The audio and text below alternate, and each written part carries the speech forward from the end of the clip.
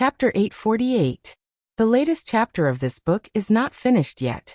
For more wonderful content, please scan the QR code below to download the app. Novels are updated faster. Millions of novels are free to read. Novels that can't be found on the internet are all available here. Mang Mountain, where the Imperial Army was stationed. The heavy rain lasted for 3 days and 3 nights, which destroyed the road ahead. The soldiers braved the rain for 2 days, but they still couldn't completely clear the road. In a tent lit by candles, a little palace maid dressed as a manservant, Huan came in with a plate of fresh wild fruits. "Your Highness, this is the fruit that I just picked. Please have a taste," Shang Guanyin lightly said. "I have no appetite, you can eat it yourself. But these are specially prepared for your Highness.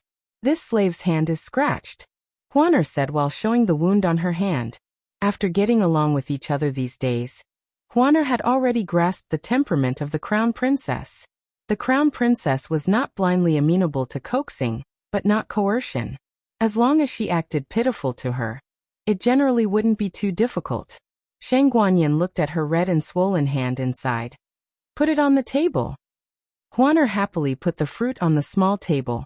Shang Guanyin picked up a red fruit and thought of the 3 children in different places. She didn't know how they were doing. "Your Highness, General Wang wants to see you." A guard's voice came from outside the tent. "Come in," Shang Guanyin said. Huan sensibly pushed behind the screen and began to tidy up Shang Guanyin's clothes. "Your Highness, Yi Qing wants to see you." Yi Qing's voice also came from outside the tent. "Come in," Shang Guanyin said. Wang Man and Yi Qing entered the tent together. Yi Qing didn't go with the army. He was ordered by the state preceptor to transport medicinal materials to the front line. He set off a few days later because the Imperial Army was delayed by the heavy rain in Mang Mountain, which allowed him to catch up. Wang Man had always looked down on the charlatans of the state preceptor hall. He didn't look at Yi Qing at all. Yi Qing didn't care and respectfully saluted Shang Guanyin. "Your Highness." Shang Guanyin looked at the two and said, "Why did you come to see me?" Yi Qing, as a junior, no matter what Wang Man's attitude was, he still abided by his duty and showed the etiquette of the state preceptor hall. He motioned for Wang Man to speak first. Wang Man didn't stand on ceremony with him. He straightened his back and said, "I'm here to report to the Crown Princess that the road has been cleared. We can depart tomorrow morning." Shang Guanyin secretly breathed a sigh of relief. "Finally, we can set off. The soldiers have worked hard. We have stayed here for a few days and delayed our journey to Chuyang. I wonder how the Black Wind Cavalry is doing." Before the heavy rain washed away the roads, the scouts sent back the news that the Black Wind Cavalry had taken back Chuyang City. However, what followed was the news that the Liang Kingdom's army was going to attack Chuyang City. Wang Man coldly snorted and said, "The Black Wind Cavalry is not good at defending a city. Moreover, we still have to defend against the tens of thousands of rebels in the city. In my humble opinion, Chuyang City will most likely fall. A child is a child, too soft-hearted. He should have killed all of the rebels when he captured them to prevent future troubles. What was the point of seizing it? If the Nangong family were to raise their arms, the rebels in the city would definitely cooperate with the Liang Kingdom's army. What a waste of the Black Wind Cavalry's military strength. They're all going to die in that brat's hands." Yi Qing coldly glanced at Wang Man. "General Wang, did you personally go to Chuyang City to see, or did you go to the battlefield? What you said is clear and logical. If Chuyang City is successfully defended, will you kneel down and call the Black Wind Cavalry's commander Big Brother?" Yi Qing has always had the image of a gentle senior brother. He treated people gently and politely, and rarely showed such a thorny side. In Shang Guanqing's words, "I can give you face, but you can't not know it in your heart." Wang Man opened his arms. "Humph. If he can defend it, then why not let him be the great general of the West?" Under normal circumstances, when the Crown Princess heard this, she should have come forward to stop it. "General Wang, what are you talking about? You are the most senior elder, and your experience in leading troops is unparalleled. The position of the great general is yours. How can you give it to a fledgling brat?" The reality is, the Crown Princess looked at Wang Man in surprise and helplessly said, Since the great general said so, then, this one will be the witness. Wang Man. Shang Guanyin looked at Yi Qing again. Yi Qing, why are you looking for me? Yi Qing cupped his hands and said, originally, I wanted to say that if the road is blocked tomorrow, I will take a detour first, but it's okay now. Shang Guanyin nodded and looked at the rainy night outside the tent. I really want to reach Tuyang City soon. Tuyang City. After a big battle, the North Gate was full of devastation. The city's defenders were cleaning up the mess at the scene. The medical officers and soldiers evacuated the wounded soldiers from the scene. At the city gate, a medical officer and a city's defender were carrying a wounded soldier covered with blood on a stretcher. Suddenly, the medical officer's footsteps stepped on the corpse on the ground. He staggered and the stretcher was tilted. Ah! The medical officer was shocked. This was a patient with a serious fracture. He couldn't fall again, otherwise he would die. A large and powerful hand held the stretcher firmly. The defender looked up and respectfully said, General Ji Pingchuan, the North Gate's defender. Thank you, General Ji. The medical officer from Chengdu heard the defender call him General Ji, so he also called him General Ji. General Ji slightly nodded. Are you okay? It's okay. The medical officer lifted the stretcher again and entered the North Gate with the soldiers. Not long after, another group of people came to the scene. Ji Pingchuan turned around and bowed to the leader, Lord Chang. Although they were both generals, the ranks of the two were not the same. Sun Takeshi was the leader of all the defenders and the commander of the border. Sun Takeshi dismounted from his horse and looked at the bloody scene. He frowned and asked, What's the situation? How did the Liang Kingdom retreat? Ji Pingchuan said, The imperial court sent 4 reinforcements. 4. Sun Takeshi was shocked. He wasn't surprised by the small number of reinforcements, but that they were able to make the 80,000-strong Liang Kingdom retreat. Ji Pingchuan explained. They helped Commander Xiao to mess up the rear of the Liang Kingdom's army and cut off Chu Feiping's head. They even sounded the retreat horn without permission. The Liang Kingdom's army was in a panic when their commander was killed, so their morale dropped. It was really the Liang Kingdom's commander sounding the retreat horn, so they all retreated. The Black Wind cavalry chased after them and killed many of their soldiers. Could it be done like that? What kind of shameless tactic was that? Sun Takeshi didn't know what to say. The cowardly ones starved to death, while the bold ones were stuffed to death. What did it mean to fight a battle to the death? This was it. The success rate of this plan was less than 10%. If it was Sun Takeshi, he definitely wouldn't be able to do it. Firstly, he couldn't kill Chu Feiping. Secondly, how did he come up with the idea of sounding the retreat horn? How's Commander Xiao? Sun Takeshi asked. Ji Pingchuan said. He's injured, so he went back to the camp for treatment. In the commander's tent, Gu Jiao was lying unconscious on the cold and hard bed. The old duke and a medical officer were also in the tent. The medical officer didn't know the old duke. He only heard from the soldiers that he was a reinforcement sent by the imperial court. The medical officer went to remove Gu Jiao's armor. The old duke frowned. Wait! The medical officer was shocked by the stern voice. He quickly retracted his hand and asked in a daze, Sir, what's the matter? The old duke looked at Gu Jiao indifferently and asked in a deep voice, Is there a female medical officer? The medical officer said, Yes. The old duke didn't allow any refusal. Call the female medical officer to apply medicine on him. Ah! The medical officer was stunned. Why would a male medical officer need a female medical officer to treat him? The old duke's expression was frighteningly cold. The medical officer didn't know that he wasn't an official of the imperial court, and thought that he was a trusted aide of the crown princess.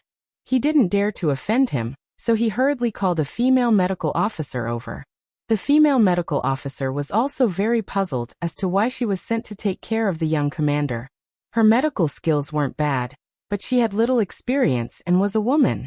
It was very difficult for her to be put in an important position. When she entered the tent, the old duke came out. The female medical officer made a terrible assumption. But when she saw that the young commander was indeed unconscious and couldn't have done anything to any woman, She became even more puzzled. So why did you call me? The female medical officer was puzzled as she removed the young commander's armor. When she used a pair of scissors to cut open his blood-soaked clothes, she was completely stunned. Gu Jiao slept soundly and didn't wake up until the evening of the third day. When she opened her eyes, the female medical officer was changing the dressing on her arm. Her eyes subconsciously flashed a trace of cold vigilance. The female medical officer was so frightened that her hands trembled and the medicine fell. I've seen you before. You're the accompanying female medical officer. The vigilance in Gu Jiao's eyes dissipated. She sat up and said, How long have I been asleep? The female medical officer picked up the medicine and said in a frightened voice, 3 days. Gu Jiao said, It's been so long. How's the battle situation? The army of the Liang Kingdom has retreated. They suffered heavy casualties. They shouldn't attack the city in the short term. The female medical officer said and glanced at Gu Jiao's clothes. Young commander, you. Gu Jiao followed her gaze and looked down. Oh, her clothes were open. The wound on her chest had been treated and wrapped with thick gauze. It seemed that her identity as a female had been exposed. As if guessing Gu Jiao's thoughts, the female medical officer hurriedly said, I didn't tell anyone. The dignified old general forbade her to spread the news. He even said that if she dared to leak a word, he would kill her with a knife. Thinking of that person, the female medical officer's eyes lit up. Young commander, the old general has been guarding the door of the tent these days when you were in a coma. He didn't allow anyone to come in. I'll tell him that you're awake. As she spoke, she walked around the screen to the door of the tent. She lifted the curtain that the old general had thickened. However, she didn't see the old general. The female medical officer scratched her head. It's strange. He has been here for the past few days. Old Gu, are you going out? Tang Yueshan had just returned from a stroll on the black-winged horse when he saw the old duke dressed as a merchant. Because he could not bear to kill, he missed the opportunity to escape. He was surrounded by the Jin army and was shot dead by Gong Sunyu. Mu Qingqian would not be merciful now, would he? If he encountered such a predicament again, he would definitely be able to kill his way out. Gong Sunyu's arrow would not have a chance to hit him, right? His ending would also be rewritten, right? Gu Jiao washed up and dressed neatly. She went to see the Black Wind King first. The Black Wind King had been guarding outside her tent for the past few days. The horse trainer had treated the Black Wind King's injuries. Its head was wrapped in white gauze, making it look very pitiful. Gu Jiao touched its neck. The Black Wind King sniffed Gu Jiao's breath. Horses were very sensitive. They could tell whether a person's injuries were serious from their breath.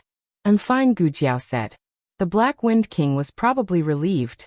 It slowly lay down on the ground. It was also very tired. However, it did not dare to rest until Gu Jiao woke up. It was just like how it did not dare to grow old before the battle was over. Gu Jiao stayed by its side and gently stroked its mane. She waited until it fell asleep before going to the tent next door. Her old father, Marquis Xianping, lived in this tent. When she lifted the curtain and entered, Marquis Xianping and Tang Yueshan were both there. Tang Yueshan was wiping his precious Tang family bao, while Marquis Xianping was sitting on a long bench. He looked like a bandit. No domineering. In front of him was a man with disheveled hair, and a disheveled face tied to a pillar with iron chains. The man glared at Marquis Xianping in front of him. He wanted to pounce on him and bite him. Kill me if you can. Marquis Xianping smiled casually and said, Why would I kill you? Do I look like a bloodthirsty person? I'm so kind that I can't even bear to kill an ant on the side of the road. How can I bear to kill you? A bug crawled over. Marquis Xianping did not even lift his eyelids. He stomped it to death. The man was speechless. Marquis Xianping smiled. The people outside all think that you're dead. Your subordinates are defeated. The morale of the Liang Kingdom has been destroyed. It's impossible for them to recover. Chu Feiping gritted his teeth and said angrily, What do you want? Marquis Xianping rubbed his hands. I've been a little short of money recently. I wonder what price the king of the Liang Kingdom will pay to redeem you. If the price is too low, it's not too late for me to kill you. Chu Feiping was speechless. Marquis Xianping looked up and saw Gu Jiao at the door. He smiled. "Oh, my son is here?" Gu Jiao stepped in and greeted Marquis Xianping and Tang Yueshan. "You're awake?" Tang Yueshan carefully put down his treasure and walked over to look at her. "You're the same as Chang Jing. You've recovered quite quickly." "Chang Jing is also injured?" Gu Jiao asked. Chang Jing had already fainted when she fought with Chu Feiping. Marquis Xianping looked at Chu Feiping and said lightly, "My meridians were shattered by this guy. It's just a minor injury." How could a shattered meridian be considered a minor injury? What kind of pervert was Chang Jing? Gu Jiao's gaze fell on Chu Feiping and she checked his meridians. So this guy was not beheaded. But it didn't matter. His dantian was destroyed and he would be a cripple when he returned. Gu Jiao asked, "Other than him, did you capture anyone else?" Marquis Xianping said slowly, "You mean those swordsmen? They're dead." Anyway, she already knew that Long Yi's master was the Sword Hut. In the future, she could investigate in this direction.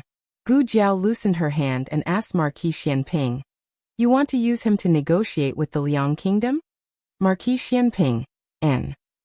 Gu Jiao suggested, "Then you'd better hide him first." Marquis Xianping, "Why?" Gu Jiao said, "The Imperial Army is about to arrive. Chu Feiping is also a bargaining chip for them to negotiate with the Liang Kingdom. You should be careful that they won't snatch Chu Feiping away." "Oh," Marquis Xianping laughed arrogantly. "In this world, no one can snatch things from this marquis." Outside the East City Gate, the Imperial Army arrived. Chang Wei led his subordinates out of the city to welcome them. The group of people knelt on one knee and saluted. "Welcome, Your Highness the Crown Princess." The dusty curtain of the carriage was lifted. Shang Guanyan, dressed in a crown princess robe, came down from the carriage with a dignified look. "Digression, Shang Guanyan. I heard that no one can snatch things from your hands?" Marquis Xianping. "Who does Chu Feiping think he is? This small theater is only for entertainment, it doesn't represent the plot. Little chicken monkey. Don't be afraid. The latest chapter of this book is not finished yet. For more wonderful content, please scan the QR code below to download the app. Novels are updated faster. Millions of novels are free to read. Novels with connotations that can't be found on the internet are all available here. https://www.zhhbqg.com/8964/2_89642_1056/1056911102. HTML Genius remembered this site's address in a second. www.zhhbqg.com Bikugo mobile reading website. zhhbqg.com. Chapter 849. The latest chapter of this book is not finished yet. For more exciting content, please scan the QR code below to download the app. Novels are updated faster. Millions of novels are free to read. Novels with content that can't be found on the internet are available here. It was late, and there was only a thin moonlight at the city gate, but it was enough for Shang Guanyan to recognize that the people who came to pick her up were not Gu Jiao and the Black Wind Cavalry. She took 2 steps forward, stared at the man at the front of the line, and said, "Raise your head." "Yes." Soon Takeshi raised his head and looked at the noblest woman in Great Yen. Shang Guanyan was tired, but there was no sign of tiredness between her brows. Her beautiful face was calm and dignified, and her behavior was dignified and decent. She exuded the aura of royalty. Soon Takeshi only took a glance and quickly lowered his eyes. Shang Guanyan said unhurriedly, "You are General Tsun Takeshi. When I was young, I saw you in the military camp of Xianyuan family." Tsun Takeshi didn't know if he should be flattered or feel guilty. He was now clear about the crimes of Nangong family, and as a confidant of Nangong family, even if he didn't directly participate in the persecution of Xianyuan family, he had indirectly helped the tyrant and committed a lot of crimes. Especially not long ago, he led his troops to fight Black Wind Cavalry, which was tantamount to a blatant betrayal of the imperial court. He didn't know how the crown princess would deal with him. He had thought it over. No matter what, he deserved to be punished. But his subordinates were just following orders, they were innocent. If necessary, he would use his life to atone for his crime. He only hoped that the crown princess would not vent her anger on the Ziyang garrison. Shang Guanyan took 2 more steps forward, reached out her hand, and bent down slightly to help him up. General Tsun Takeshi, you have worked hard to defend the city. Please get up. Tsun Takeshi was stunned. He looked at Shang Guanyan in disbelief. Her beautiful face didn't have the slightest cunning of playing politics. She was sincerely praising him. Although Shang Guanyan didn't know what happened in the city, but looking at Tsun Takeshi's attitude, he didn't seem to be in cahoots with Nangong family. In other words, Tsun Takeshi was very likely to have been taken in by her daughter-in-law. It would be best if they could make peace. Her dear daughter-in-law would be the one to suffer if she was attacked from both sides. Moreover, the war was imminent. No matter how serious Tsun Takeshi and the rebel army's crimes were, it was not appropriate to punish them just like that. It was better to let them redeem themselves and serve the imperial court well. The generosity of the crown princess made the ugliness of the Nangong family even more apparent. Tsun Takeshi felt even more guilty. He did not dare to stand up and knelt down on one knee again. Your Highness, I'm guilty, Shang Guanyan said softly. Whether it's a crime or not, let's talk about it later. The ground is cold, you get up first, let your soldiers get up too. The words "the ground is cold" made the eyes of the soldiers turn sour.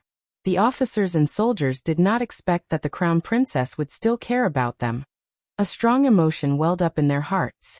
This was not an era where people were judged by their appearance, but Shang Guanyan as a woman had a beauty that could cause the downfall of a country. Men who did not know how to be brave would be willing to go through water and tread on fire for her. In addition, she had a noble status, a broad mind, and a heart that cherished the world. At this moment, everyone felt that the person they were waiting for was not Great Yan's crown princess, but their god. They were willing to fight for their god, even if the war was difficult. Even if there were tens of thousands of people, they would still go forward. Wang Man dismounted from his horse and walked toward the city gate. His gaze fell on Tsun Takeshi and the others, and he could not help but frown. Aren't you the rebels of the Nangong family? Where are the Black Wind cavalry? Did they all die in the battle? These words were very unpleasant. What do you mean by rebels? The crown princess said that they were meritorious officials. They were the regular army of the imperial court. Tsun Takeshi said in a neither servile nor overbearing tone. So it's General Wang. The Black Wind cavalry has set up camp in the city, because we just won a battle a few days ago and inflicted heavy losses on the Liang family. This general boldly asked my brothers to rest in the camp. I will go out of the city to welcome the crown princess. His words were very clear. First, not only did the Black Wind cavalry not die in the battle, but they also won a beautiful battle. Second, the Black Wind cavalry had a very good relationship with the defending army. They could even call each other brothers. Third, he did not like people looking down on the Black Wind cavalry. Although they were enemies in the beginning, the Black Wind cavalry used their blood to win the respect of the defending army.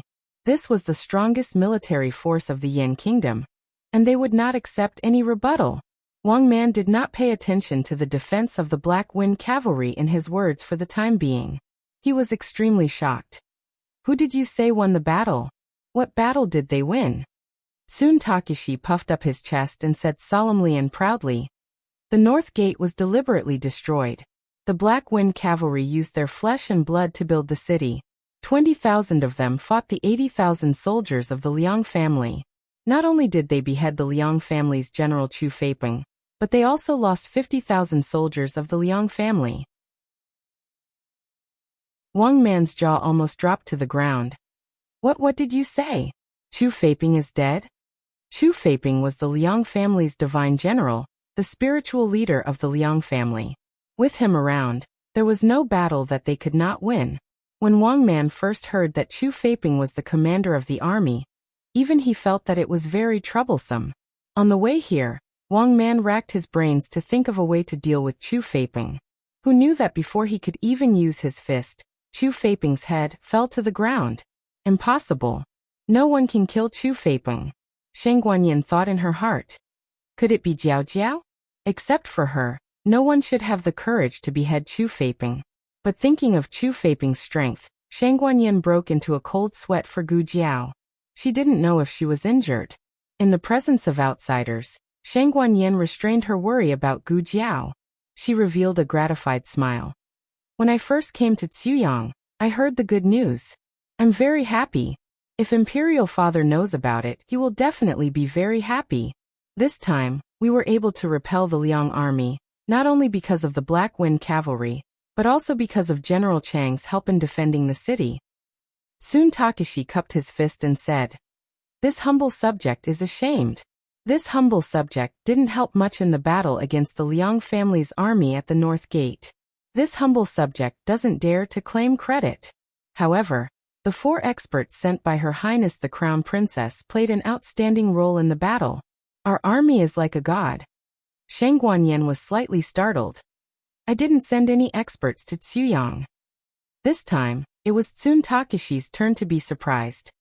Aren't they sent by Her Highness the Crown Princess? But they claim to be the Imperial Court's reinforcements. They also have a handwritten letter from Her Highness the Crown Princess. After saying that, Tsun Takashi took out a warm letter from his arms and raised it above his head to present it to Shang Guanyin. After presenting it, he suddenly felt that he was too abrupt. Shouldn't he give it to the palace maid? If a rough man like him touches something, won't it dirty the Crown Princess's hands? But which one is the palace maid? Huaner was standing next to the Crown Princess dressed like a little eunuch. No wonder he didn't recognize her. Shang Guanyin personally took the letter. Tsun Takashi was secretly relieved. At the same time he was a little nervous and excited. The Crown Princess has an incomparable noble temperament, but she doesn't put on a high and mighty air. She is really an approachable Crown Princess. After Shang Guanyin opened the letter and read it, she was also confused. It's my handwriting, but I don't remember writing this letter. There's also my personal seal on it. What the hell is going on? Right, there's also this. It says that it's your keepsake. Tsun Takashi pulled out a token and handed it over to Her Highness the Crown Princess. Shang Guanyin held it in her hand and looked. Wasn't this the bank's token that she had given Xiao Heng before leaving?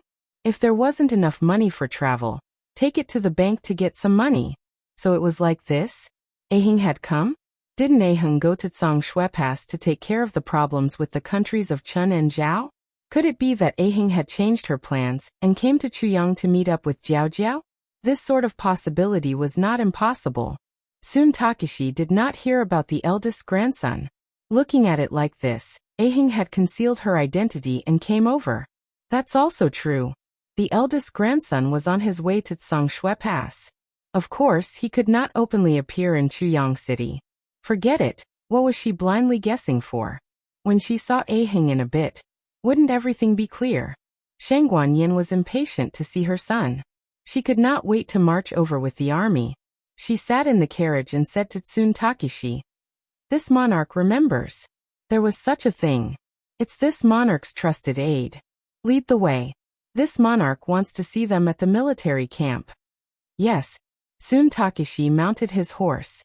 Shang Guanyin opened the window and said to Wang Man, who was still immersed in the silence of Chu Feiping's death, "Great General Wang, I will leave the army to you. I will trouble you with leading the soldiers to the military camp to meet up with this monarch." Yes. Wang Man recovered and cupped his hands to comply. The carriage entered the city and quickly sped into the night. Shang Guanyin took a deep breath and squeezed her fingers. Faster, faster, even faster. She wanted to see her son. She was almost impatient. She had missed out on so many years in the past. Now she cherished every day that she could see her son. The carriage stopped at the military camp. "This subordinate." Tsun Takashi spoke. "There's no need to report." Shang Guanyin got off her horse. She wanted to give her son a pleasant surprise. "Which tent are they living in?" "They are all living next to the young commander." As Tsun Takashi led the way, he pointed at the tents in the middle and said, "There are 3 over there. There are 2 people living in the tent on the left. One of them is extremely handsome, while the other is an extremely powerful expert." Handsome? A very powerful expert? Were they not Aheng and Long Yi? An oil lamp was lit inside the tent. and the silhouette of a man could be seen from the tent. It seemed that he was reading at night. To be so diligent, it was definitely Aheng. Also, that perfect nose and the outline of his brow bone were clearly Aheng's. Shang Guanyin lifted her imperial dowager's robe, and could not suppress the joy in her heart. Quickly walking over, she lifted the curtain. Son. Just as she entered, she clearly saw the man inside the tent. The word son was immediately stuck in her throat. The newest chapter of this book has not been completed. For more exciting content, please scan the QR code below to download the app. Novels are updated even faster. Millions of novels are free to read. Novels with a deeper meaning that cannot be found online are all available here. https://www.zhhbqg.com/89642_8964286/1056701117. HTML Genius, remember this website's address. www.zhhbqg.com. Biku Pavilion's mobile reading website. zhhbqg.com. Chapter 850. The latest chapter of this book is not finished yet. For more exciting content, please scan the QR code below to download the app. Novels are updated faster. Millions of novels are free to read. Novels that can't be found on the internet are all available here. Shang Guanyin blinked. Her first reaction was that she was mistaken. Her second reaction confirmed that the scene in front of her was real. She never expected to see this man in the Black Wind Cavalry's camp. Her son became her son's father. This was a bit shocking. Marquis Xianping's reaction was not much better than Shang Guanyin's. He also didn't think that after 20 years, he could see the woman he buried with his own hands again. The main reason was that Empress Dowager Zhuang didn't say anything before coming. There was no earth-shattering quarrel, no commotion. The reunion of the two was unexpectedly calm. Shang Guanyin looked at him in a daze and forgot to speak for a while. Marquis Xianping held the military deployment map in his hand, his thin lips tightly pursed. He didn't know what to say first. It was impossible to not recognize the other party. They had been together for so long, and they had a child. But with the passage of time, they were no longer young and inexperienced. He was no longer young and frivolous, but he was more restrained and calm of an adult man. She was no longer the slave girl who was locked in a cage and struggled like a little beast. She changed into a noble crown princess robe. Yes, she was Aheng's mother. Aheng was the eldest grandson of the great Yin emperor. Wasn't she the great Yin crown princess? If he didn't experience it himself, who could imagine that the slave girl he redeemed from the underground martial arts arena was a little phoenix in distress? Marquis Xianping's mood suddenly became a little complicated. Empress Dowager Zhuang must have done it deliberately. She deliberately didn't say that Shang Guanyin would come here, deliberately catching him off guard. The Empress Dowager was really ruthless. She took revenge for the disaster at sea. Marquis Xianping had always been shameless, but in this situation he was actually a little. Forget it, it's good that she came. He wanted to ask her why she faked her death to escape, and why she took away his son. That. Shang Guanyin took the lead to speak, but before she could finish, Tang Yushan rushed in. He lifted the curtain and laughed loudly. Old Xiao, go out and do something. After staying in the military camp for so long, grass was about to grow on his buttocks. Once I'm done, I'll go to that Fengyue brothel for a drink. Didn't you say the girls there were pretty? Marquis Xianping. Can you shut up? Tang Yueshan slung his broadsword over his shoulder and said sternly. But I just heard that your old flame is coming. Don't let her find out that you've been drinking with girls. Women can be very scary when they're jealous. Don't worry, I won't tell anyone. Marquis Xianping. What else did you not say? Most importantly, Tang Yueshan lowered his voice. You have to hide Chu-Faping well. Don't let your old flame find out. If someone else wants you, you can refuse, but if she wants you, I'm afraid you won't be able to withstand it. Marquis Xianping, who had always been the one to sell others, had been sold off by Tang Yueshan. Not even his underwear was left. There was a saying that the heavenly Tao was good at reincarnation. Who would the heavens spare? After Tang Yueshan finished speaking, he realized that the atmosphere in the tent was not right. He looked behind the curtain and saw the crown princess in a royal blue python robe. Tang Yueshan was stunned for 3 seconds. Someone seems to be calling me. I'll leave first. After that, Marshal Tang, who had poked the hornet's nest, decisively withdrew from the scene of the large-scale social death. The atmosphere in the tent was even weirder than before. Shang Guanyin originally wanted to apologize for leaving without saying goodbye that year, but her eyes suddenly became dangerous. Do a job? Are you going to rob the people of Yin Dynasty? And sleep with the girls of Yin Dynasty? It's said that a scholar who has been away for 3 days must be looked at with new eyes. Xiaoji, you really made me look at you with new eyes. Marquis Xianping was wronged. After coming to Ziyang, he had never said anything about going to the city to rob people. Going to the brothel was even more nonsense. He didn't even remember saying that the girls in Fengyue brothel were pretty. War was a matter of life and death. Who would have the time to think about that kind of thing? Don't listen to old Tang, Marquis Xianping said with a headache. I didn't think so. It's him who wants to go. Shang Guanyin. Oh, whether you go or not, what does it have to do with me? You and I just gave birth to a son. Don't expect me to keep thinking about you all these years? Marquis Xianping. This seems to be my line. In the end, Shang Guanyin was the crown princess. She didn't indulge in love affairs. What, my son's father is going to visit the brothel, so I, as an old flame, have to drink a jar of vinegar, and so on.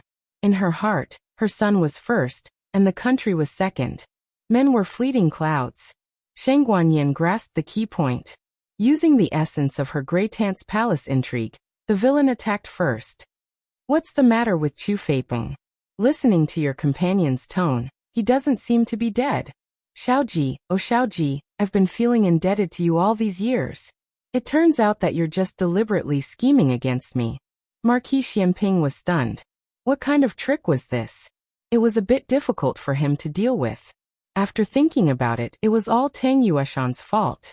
He gritted his teeth and held his forehead. Tang Yueshan, why didn't I kill you in the first place? Gu Jiao went to the wounded barracks to visit Cheng Fugui and the others. She told them to take care of their injuries, and then went to Mu Qingqin's tent. However, Mu Qingqin was not in his own tent. She heard from the cavalry that he went to the periphery of the camp to practice swordsmanship.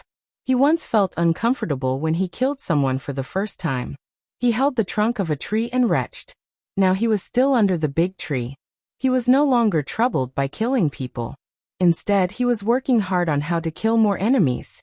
He stabbed out with his sword again and again, practicing his killing moves that would hit the target in one hit. His white robe could be a warm jade, but it could also be a murderous blade. Gu Jiao didn't disturb him. She quietly watched for a while, and then turned to leave. The Imperial Army was still in the city and hadn't arrived at the barracks for the time being. Gu Jiao didn't know that Shang Guanyin had come to the barracks. When she passed by Tang Yueshan's tent, she heard the sound of movement inside. It was so late. What was Tang Yueshan doing? Puzzled, she walked over and lifted the curtain to take a look inside. She saw Tang Yueshan hurriedly packing up his things. She asked, "Where are you going?" "It's only been a few days. Are you going to leave?" Tang Yueshan grabbed a few bottles of medicine and some dry food and put them in a bag. "I'm going to Puqing to find old Gu and hide for a few days." Gu Jiao tilted her head and looked at him strangely. "Why do you want to hide?" Tang Yueshan was not afraid of losing face. He said bluntly, "I sold old Xiao. If I don't hide, old Xiao may kill me." Gu Jiao. While packing up, Tang Yueshan recounted what had happened in the tent. "It's not all my fault. I didn't know his old flame was coming. I thought his old flame was the crown prince's daughter, so she should make some noise when she comes to the camp. I didn't expect her to go to him as soon as she arrived. She didn't even let anyone inform him. It's obvious that she wants to." He didn't finish his sentence. Tang Yueshan could talk freely in front of Marquis Xianping, but Gu Jiao was a girl. He knew that he couldn't dirty her ears. Gu Jiao. "Oh, the crown princess is here. Then the Imperial Army should have entered the city." Gu Jiao didn't think too much about why she went to find Marquis Xianping instead of informing him. That was between the two of them. She wouldn't interfere. Gu Jiao touched her chin. The Liang Kingdom's army is weak. It's unlikely that they will fight back. The next step is to drive the Liang Kingdom's army out of Yanmen Pass and take back the new city occupied by the Nangong family. Xuyang City is safe for now. I'll go to Puqing with you. Tang Yueshan asked. You're going too? Don't you want to stay here? Gu Jiao said. I'm not needed here for now. The Black Wind Cavalry had just fought a big battle. They wouldn't fight again for a while. Gu Jiao said. The information about Puqing is very important. It's better if more people go. Tang Yueshan agreed with him on this point. Jin was the most profound country among the 6 countries. Their military strength and financial resources were far better than the Liang Kingdom. They brought Gong Sunyu, who was much more difficult to deal with than Chu Feipeng. Okay, let's go find old Gu. By the way, he also wanted to see the scene of old Gu and the little girl recognizing each other. It must be wonderful.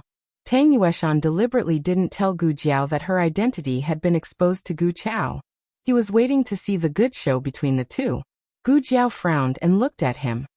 I feel that you're holding back something bad. Was it that obvious? Tang Yueshan said seriously. I'm not. Don't talk nonsense. Gu Jiao also went back to the tent to pack some medicinal materials and tools.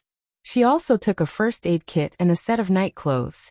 At this time, Sheng Guanyin was still in Marquis Xianping's tent. The candlelight was changed and couldn't illuminate her figure.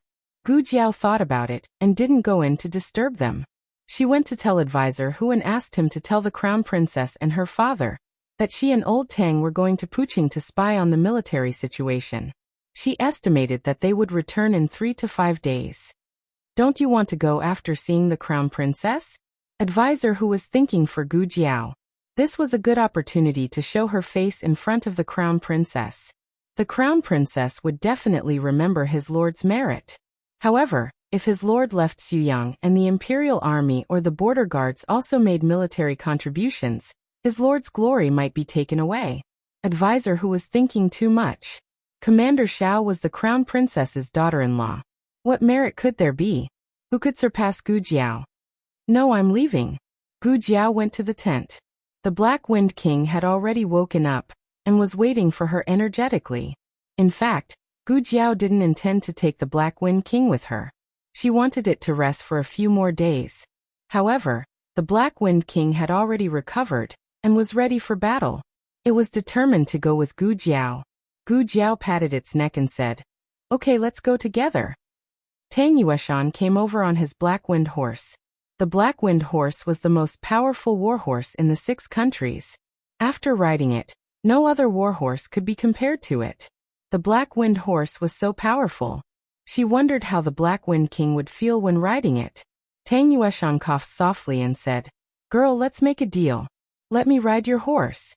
Gu Jiao said, Can you let me use your bow? Tang Yueshan hurriedly protected the Tang bow on his back and said vigilantly, Only the heir of the Tang family is qualified to touch the Tang bow. You can't. Gu Jiao ignored him and mounted her horse. The Black Wind King suddenly attacked Tang Yueshan's horse. It raised its front hooves, which scared the Black Wind horse so much that its hair stood on end. Hey! Tang Yueshan hurriedly bent down to tighten the reins and calm the frightened Black Wind horse. Gu Jiao elegantly raised her hand and touched the Tang bow on his back. Here I touched it. Tang Yueshan was speechless. One big and one small galloped into the night. They left Xuyang City in the middle of the night and headed in the direction of Pu City.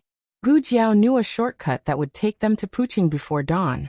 However, Puqing was occupied by the Jin army. It was not easy to sneak in. The two of them had to disguise themselves, and so did the 2 horses. At least, they couldn't let people know that they were the powerful Black Wind King and Black Wind Horse. Girl, will this really work? In a forest near the city gate, Tang Yueshan was smearing mud on the 2 horses under Gu Jiao's command. Gu Jiao was busy combing the Black Wind King's mane. Of course, the messier the mane, the better. They had to look like they had escaped from a nearby city. Gu Jiao then disguised herself and Tang Yueshan. Are they father and daughter? Tang Yueshan asked.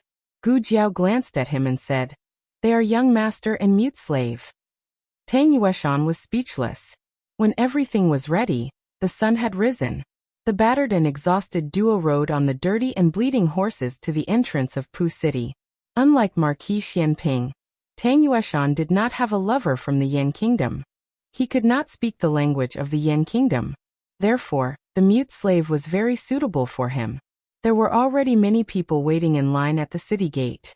Some of them were strong men captured by the Jin army from the surrounding areas. Some were villagers who sold vegetables and fodder for the Jin army. They were all selling the crops they had worked hard to grow at a very low price. There were also Jianghu people who were not afraid of death and returned to the city. Tang Yueshan whispered, "Isn't it a bit unbelievable that we escaped from another city? Who would escape to the Jin army's territory?" "Traitors," Gu Jiao said. How could this work? I am here to join the Jin army. My father is from the Yan Kingdom, and my mother is from the Liang Kingdom. Just because the two countries were at war, they killed my mother cruelly. They want to kill me. They say I am a bastard of the Liang Kingdom. I am not convinced. Why?" At the city gate, a young man who was about to enter the city broke down and cried. Tang Yueshan's mouth twitched. Was this really true? When it was Gu Jiao and Tang Yueshan's turn, Gu Jiao's purse suddenly fell. She was about to dismount from the horse to pick it up when a fair and clean hand picked up her purse and handed it to her. "Young man, you dropped something." It was a handsome young man. Gu Jiao took the purse. "Thank you." It was a birthday gift from her great-aunt before she left. She had been carrying it with her. The young man smiled.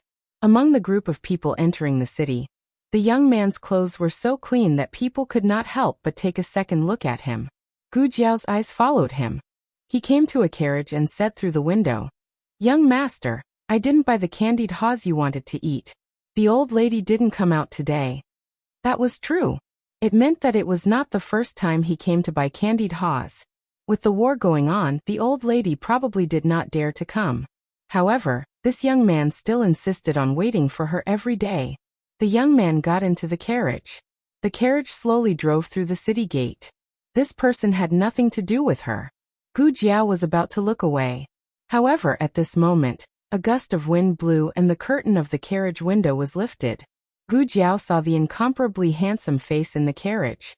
Her eyes widened at once. "Husband?" "No," Xiaoheng went to Tsangshui Pass. It was impossible for him to be here. That person was Digression, squatting for a wave of monthly votes. The latest chapter of this book is not finished yet. For more exciting content, please scan the QR code below to download the app. Novels are updated faster and more complete. Millions of novels are free to read. There are all kinds of novels that you can't find online. https://www.zhhbqg com/89642_896422826/1056686643. HTML Genius memorized the website's address. www.zhhbqg.com Bkuj mobile reading website. zhhbqg.com. Chapter 851. For more exciting content, please scan the QR code below to download the app. The novel will be updated more quickly. Millions of novels will be read for free. Novels with content that can't be found on the internet can be found here. What are you looking at? Tang Yueshan pulled Gu Jiao's sleeve, indicating the space in front of the horse. It's time to move forward. There was a large space in front of them, and the people in the line behind were impatient. Although they didn't want to enter the city, they can't earn more money if they enter later. It's better to finish early and go home to rest. Gu Jiao said. Nothing, I'm just looking around. Black Wind King took a few steps forward. At this time, the carriage had successfully passed the checkpoint at the city gate. The reason why it was smooth was because Gu Jiao found that the guards seemed to know the owner of the carriage and let him in without checking. There is only one person in the world who looks like my husband. But wasn't he arranged by Shang Guanyan to take refuge in a safe place? In order to not let him slip out, Shang Guanyan gave the guards a strict order. Of course, Gu Jiao felt that Shang Guanyin may not know her son's character very well. Even Wang Su could be fooled like that. The strange thing was, why was he at the border? And he looked like he was doing well in Pu City? What's going on? She didn't think she was wrong, but she also didn't think that guy had a reason to appear in the Jin army's territory. Both situations were unreasonable. What are you muttering about? Tang Yueshan whispered. You're so weird this early in the morning. Is it because the crown princess came and reminded you of your little husband? The crown princess was Xiao Heng's mother. It was normal to think of her when seeing her. Gu Jiao turned to look at him. How do you know that the crown princess is Xiao Heng's mother? Tang Yueshan didn't hide it. Empress Dowager Zhuang and the old chancellor said it. Otherwise, who would dare to think about such a big secret? Speaking of which, old Xiao is really lucky. I also know that he saved the female slave from Yan country. Gu Jiao asked curiously. How do you know? Tang Yueshan blurted out. I was there. Gu Jiao? Tang Yueshan's expression changed. Oh no, I let it slip. Sai, forget it. Since I've already leaked it, there's no harm in leaking more. Tang Yueshan heaved a long sigh. It's a little complicated. Do you think it was old Xiao who brought the crown princess back from the barracks? There are a few military prostitutes in the barracks, and one of them is an outstanding beauty. The subordinates don't dare to enjoy her for themselves, so the first thing they think of is to offer her to their boss? Needless to say, Gu Jiao did make such a guess. Actually no. Tang Yueshan waved his hand. In fact, Xiao Ji did not bring her back from the military camp. He brought her back from the underground dojo. At that time, the experts from the underground dojo from the 6 nations had gathered. Xiao Ji was not the number 1 of the 6 nations. The number 1 of the 6 nations had taken a fancy to that female slave and wanted to snatch her away. The female slave asked for help from Xiao Ji. Xiao Ji was a hero who could not resist the charms of a beautiful woman, so he challenged the number 1. The result was as one could imagine. The number 1 was beaten badly. At that time, Xiao Ji was not as strong as he was later. The price he had to pay to defeat the number 1 of the 6 nations was huge. He always thought that Xiao Ji had sent her away after playing with her. After all, Xiao Ji had always been a man who walked among thousands of flowers, but not a single leaf stuck to him. Who would have thought that the two of them had a child? However, Xiao Ji probably didn't know that when Shang Guanyin was locked in the cage of the underground dojo, she didn't casually ask him for help. As early as in the Great Yin Kingdom, Shang Guanyin had knocked off Xiao Ji's mask. Shang Guanyin saw Xiao Ji's face. He still remembered the little girl's stunned expression. My name is Yan. Who are you? Xiao Ji was seriously injured in the last duel. His 5 senses were damaged, so he didn't see or hear clearly. He didn't speak, just expressionlessly picked up the mask on the ground and put it on. Then he walked away without looking back. The young girl Shang Guanyin stared at Xiao Ji's back for a long time. That look, it's the same as when I look at my sister-in-law. Tang Yueshan added in his heart. After listening to Tang Yueshan's words, Gu Jiao was surprised. It turns out that the number 1 of the underground dojo in the capital is Marquis Xianping. No wonder he was always elusive. Ever since his waist was injured, he had never gone to that place again. Thinking of something, Gu Jiao asked again. Are you also in the underground dojo? Tang Yueshan straightened his back. Cough almost. Gu Jiao. Pay attention to your identity. Tang Yueshan's face darkened and his body bent a little. What was your rank? Gu Jiao asked again. Tang Yueshan laughed. I didn't participate in this boring duel. Gu Jiao squinted at him. It seems that your rank is very low. Hey, do you have to look down on me like that? I said I was too lazy to duel. If it weren't for the occasion, Tang Yueshan would have exploded on the spot. He made a gesture. The 3rd. In the underground dojo of the Zhao Kingdom, only the top 3 were qualified to go to the Yin Kingdom. Who's the 2nd? Gu Jiao asked. Tang Yueshan snorted. Who else could it be? But I know who they are, but they don't know who I am. This is my ability. Gu Jiao. So Gu Chongqing defeated you to get the qualification to go to the Yin Kingdom. Tang Yueshan. That's because I let him win. I knew he was Gu Chongqing. Gu Jiao curled her lips. Hindsight. Tang Yueshan glared. I'm telling the truth. In the end, Tang Yueshan didn't have the chance to prove himself, because it was their turn. We came from Quyang City. My grandfather is a businessman of the Jin Kingdom.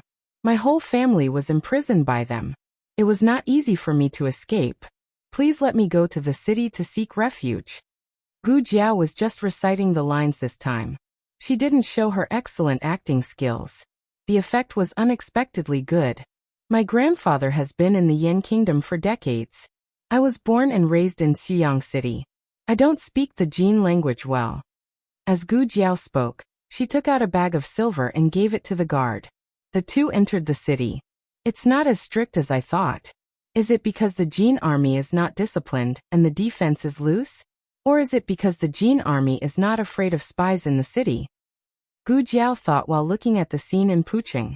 Pu City was a much larger and more prosperous city than Quyang City. Its population was twice that of Quyang City, and the amount of taxes it paid to the imperial court every year was 3 times that of Quyang City. However, what Gu Jiao saw now was not what a large city should look like. The doors of the shops were closed, the streets were empty, and the signboards were torn to pieces by the Jin army. The city was bleeding. Let her go. You bastards. Let her go. Let her go. A woman's sobs and curses came from a shop not far away. She hugged the leg of a Jin soldier tightly. The soldier and his companion were dragging a beautiful and well-dressed little girl. The little girl was already half dizzy and had no strength to resist or cry. She could only let the 2 soldiers drag her into the alley. Judging from her clothes and jewelry, she was the daughter of a rich family. In the past, she was the center of attention. However, Pucheng had become the territory of the Jin army. Her identity and status were not worth mentioning. It had been like this since ancient times. Jin Jun kicked the woman away and dragged the little girl into the depths of the alley with his belt. Who knew how many of these things had happened in places that they had not seen? Gu Jiao held the reins tightly. She was very angry. These Jin soldiers really made her angry. War is like this.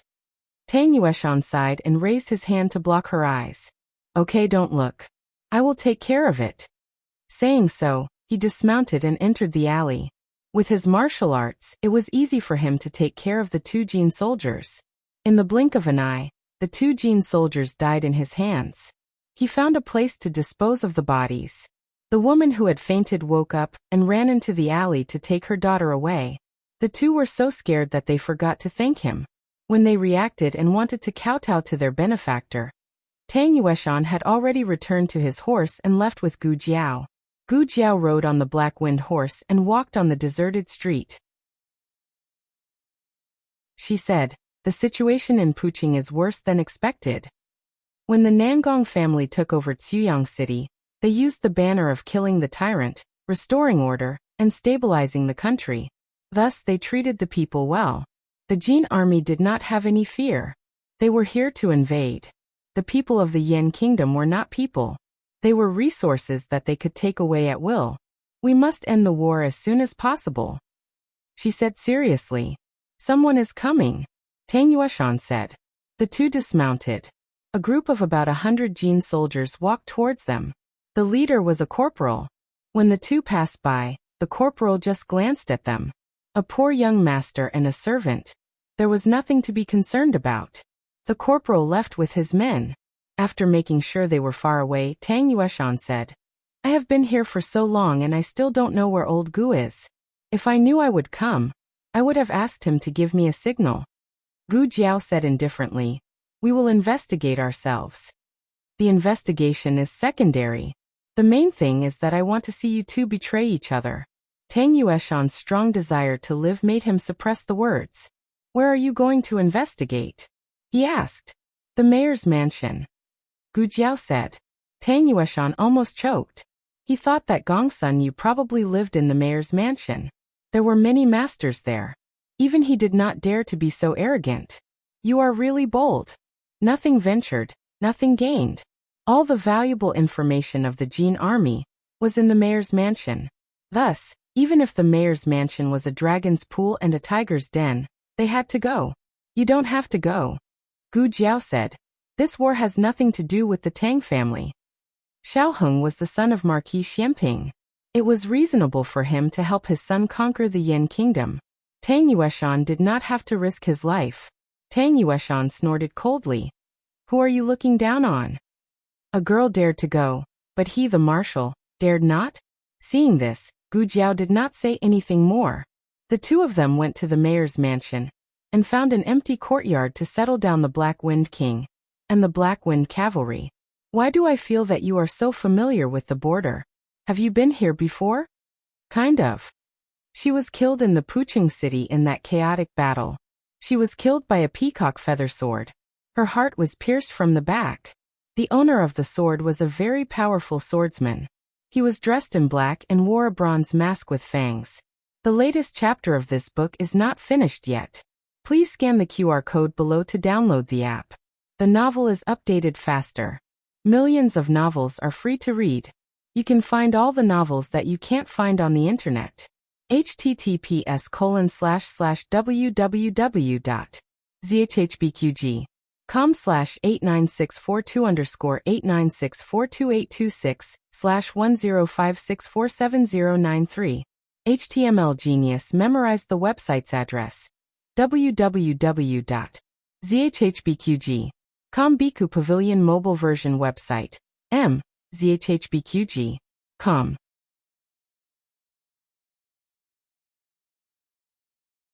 Chapter 852. The latest chapter of this book is not finished yet. For more exciting content, please scan the QR code below to download the app. Novels are updated faster. Millions of novels are free to read. Novels with content that can't be found online are available here. This war was 9 years earlier than the one in the dream, and many details had changed accordingly. For example, the Liang Kingdom's combat power was not as strong as in the dream.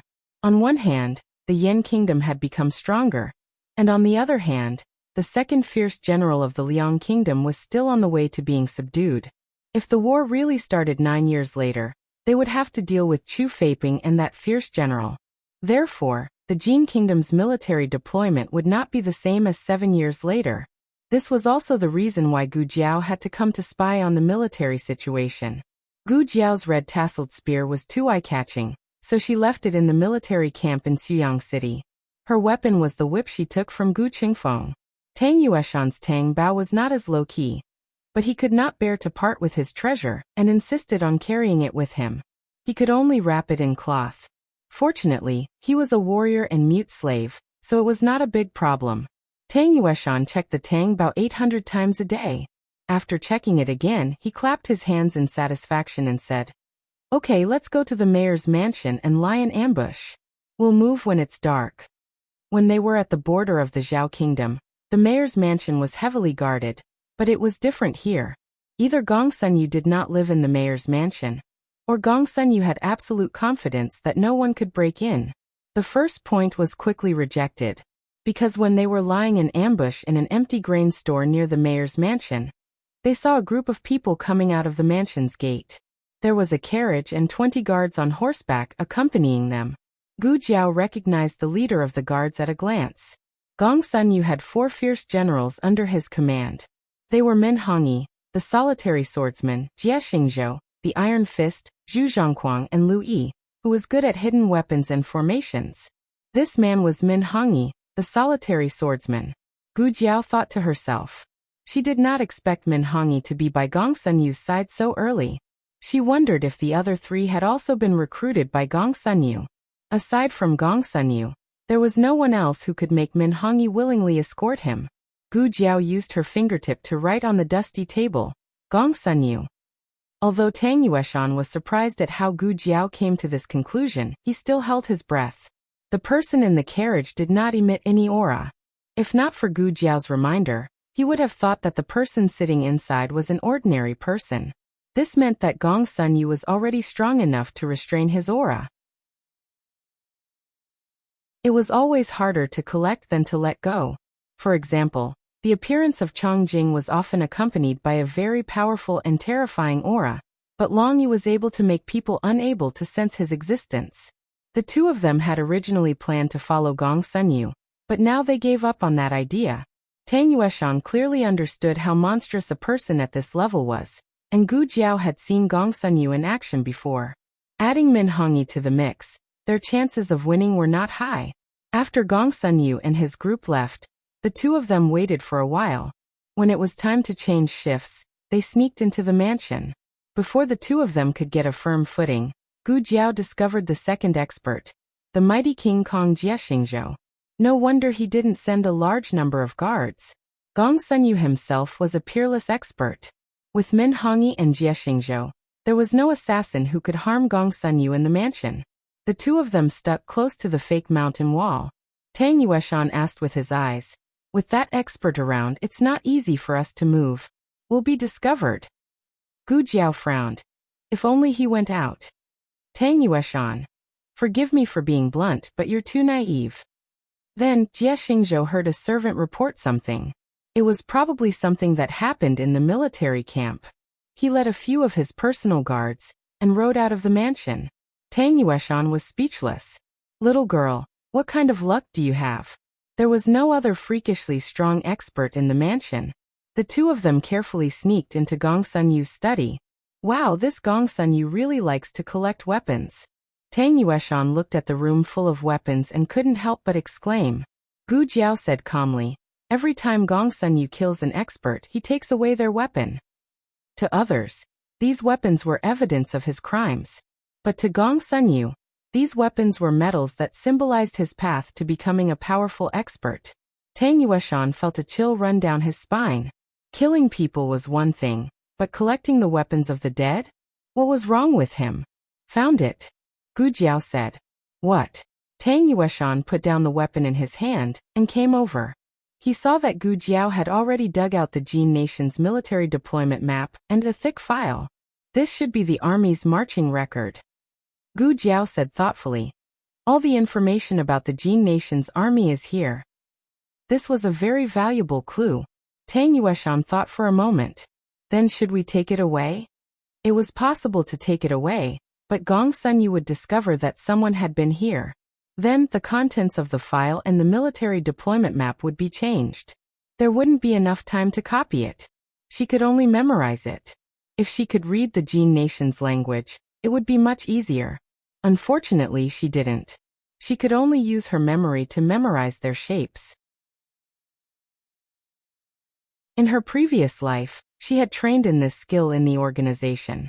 Her speed and accuracy were second only to the Godfather. However, she had never memorized such a large number of unfamiliar characters. Gu Jiao closed her eyes and focused all her attention on engraving the contents of the dossier into her mind.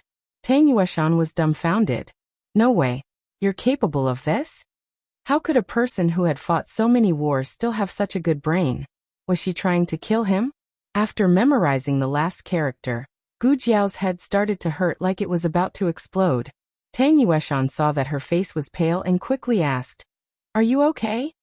Gu Jiao supported herself with one hand on the table and the other hand on her forehead. "I overused my brain. I'll be fine after some rest." Tang Yueshan was an uneducated person. He thought that Gu Jiao was impressive for being able to memorize the contents of the file, but he didn't know how impressive she was. If the scholars of the imperial court were here, they would probably kneel down before Gu Jiao. Her brain power had long surpassed the limits of a normal person. "Let's go. There's no more useful information here." Gu Jiao had just taken a step when her head started to hurt so badly that she almost fainted. Fortunately, Tang Yueshan was quick enough to catch her. "So it's true that scholars are weak. Look at you. You haven't even finished 2 pages of the book. You're even weaker than if you had just fought a war." Tang Yueshan complained about Gu Jiao in disdain, but his actions were honest. He turned the bow in front of him and carried Gu Jiao on his back. At this moment, Gu Jiao was enduring the pain in her head, deepening the memory of those characters in her mind over and over again. She distracted herself a little and said to Tang Yueshan, "I can't be interrupted." Okay. You remember what you said." Tang Yueshan decisively shut up and stopped talking to her. He carried Gu Jiao on his back and used his qinggong to leave the Castellan mansion. As soon as they left, Jiexingzhou came back. Tang Yueshan hid in the alley and watched the Jin soldiers riding away. He heaved a sigh of relief. However, what Tang Yueshan didn't expect was that when they went to get their horses, they were seen by 2 Jin soldiers who had just robbed the people in the city. Even though they had escaped from the masters of the Castellan mansion, they bumped into each other face to face. No one was allowed to come close to this area. Trespassers would be killed. The 2 Jin soldiers immediately became vigilant. One pulled out his sword to stop them, and the other blew a bone whistle to warn them. Tang Yueshan thought, "It's over. It's all over now. Can you still ride a horse?" Tang Yueshan turned to ask Gu Jiao, who was lying on his back. Gu Jiao calmed down and said, "Yes." "Good. You'd better sit tight." Tang Yueshan put Gu Jiao on Black Wind King's horse and got on the horse himself. They might not be able to get out of the city tonight. Fortunately, Puching was so big that they could get rid of their pursuers and get a buffer. The Jin army was so strong that they had sent hundreds of soldiers just to catch 2 suspicious people. Tang Yueshan ran all the way and couldn't help but look back. He saw the black mass of soldiers chasing after him and Gu Jiao. His eyebrows twitched. "Are you serious? It's just 2 people. Is there a need to send so many people?" He looked at Gu Jiao, who was holding the reins tightly, and said, "Girl, there are too many of them. We'll be in trouble if they catch up with us." Yes, she couldn't let them catch up with her. She had a terrible headache and couldn't fight with all her strength. She pulled the reins. "Boss, to the east." "Shoot." Jin Jun's shout came from behind them. Then, arrows that blotted out the sky and covered the earth shot towards the 2 of them. Black Wind King turned to the right side of the alley, and the Black Wind cavalry followed him. The arrows hit the wooden boards and wooden doors of the shops. One of the arrows missed Tang Yueshan's head by half an inch. Fortunately, the Black Wind cavalry turned quickly. Gu Jiao said, "Boss, keep going straight." They walked out of the city center and into the suburbs. There were more valleys and forests, so it was easy to hide. Black Wind King ran as fast as he could. Under his lead, the Black Wind cavalry also ran at a speed that was impossible for them. Tang Yueshan felt like he was flying. The first wave of Jin army had been left far behind. However, they used the whistle as a signal, and the soldiers along the way kept coming to intercept them. The Black Wind King scattered one group after another, shaking off wave after wave of enemies.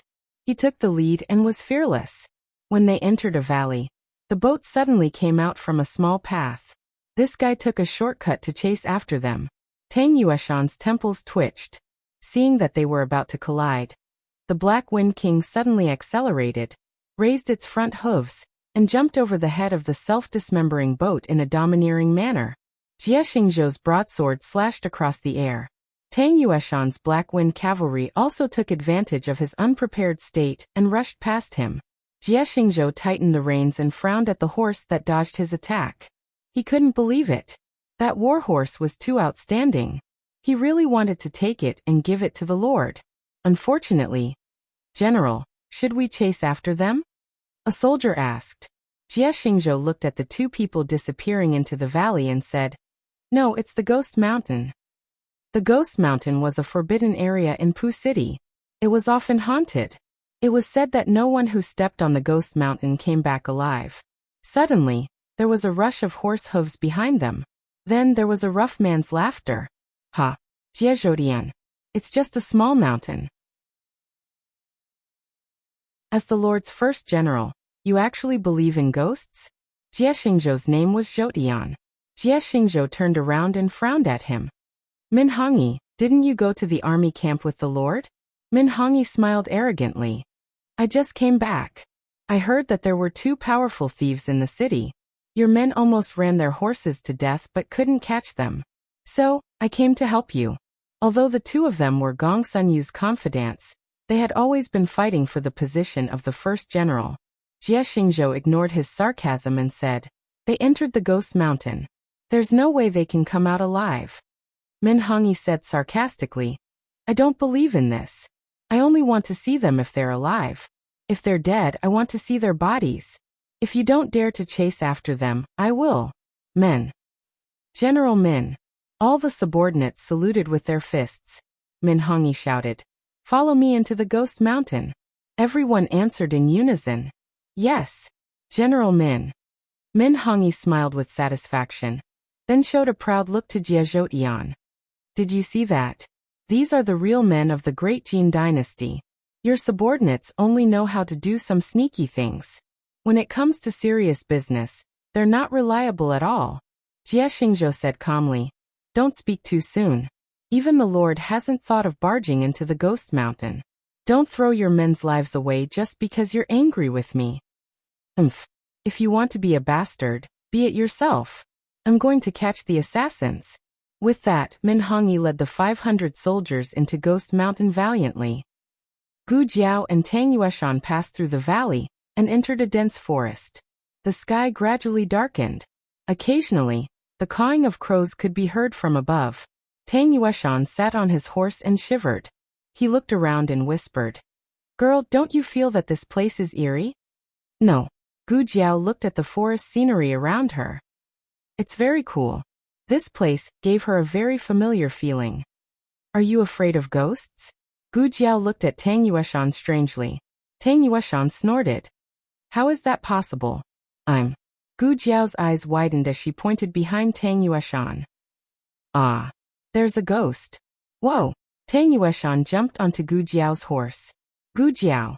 Black Wind King. Digression, so you're like this old Tang_Shang monthly votes. Don't I need to show off when I show up? The latest chapter of this book is not finished yet. For more exciting content, please scan the QR code below to download the app. Novels are updated faster and more complete. Millions of novels are free to read. You can find all the novels that you can't find online. https://www.zhbqg.com/89642_8964286/1056455956. HTML Genius memorized this site's address. www.zhbqg.com Bikuga mobile reading website. zhbqg.com.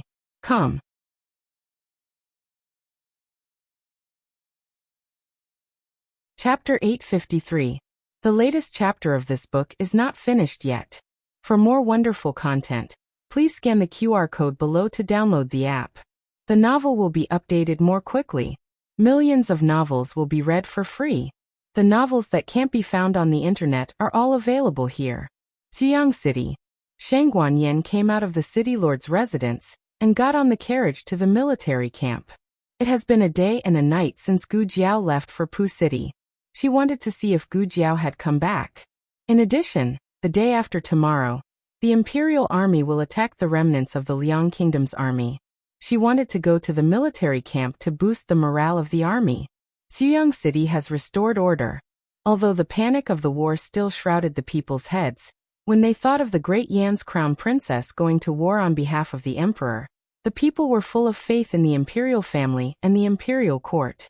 The wheels of the carriage turned and the body of the carriage swayed. Shang Guanyan sat quietly in the carriage without saying a word. Huan was enjoying the local customs of the border with interest. She had never been far away, so everything she saw was novel. Your Highness, the biscuits they sell are very strange, Huan said while looking at Shang Guanyan on the carriage seat. Shang Guanyan didn't hear her words and was still in a daze. Huan slowly put down the curtain, leaving only a narrow gap for the light of the thousands of lights to come in. She hesitated for a moment and asked softly, Your Highness, are you thinking about that man? Ha! Shang Guanyan's consciousness returned. What? That man? The father of His Highness Zhangsun, Huan said. As the crown princess's trusted maid, Huan gradually won Shang Guanyan's trust. She knew the identity of Xiao Heng and Shang Guanqing, and also knew that the handsome man was the biological father of the two little princes.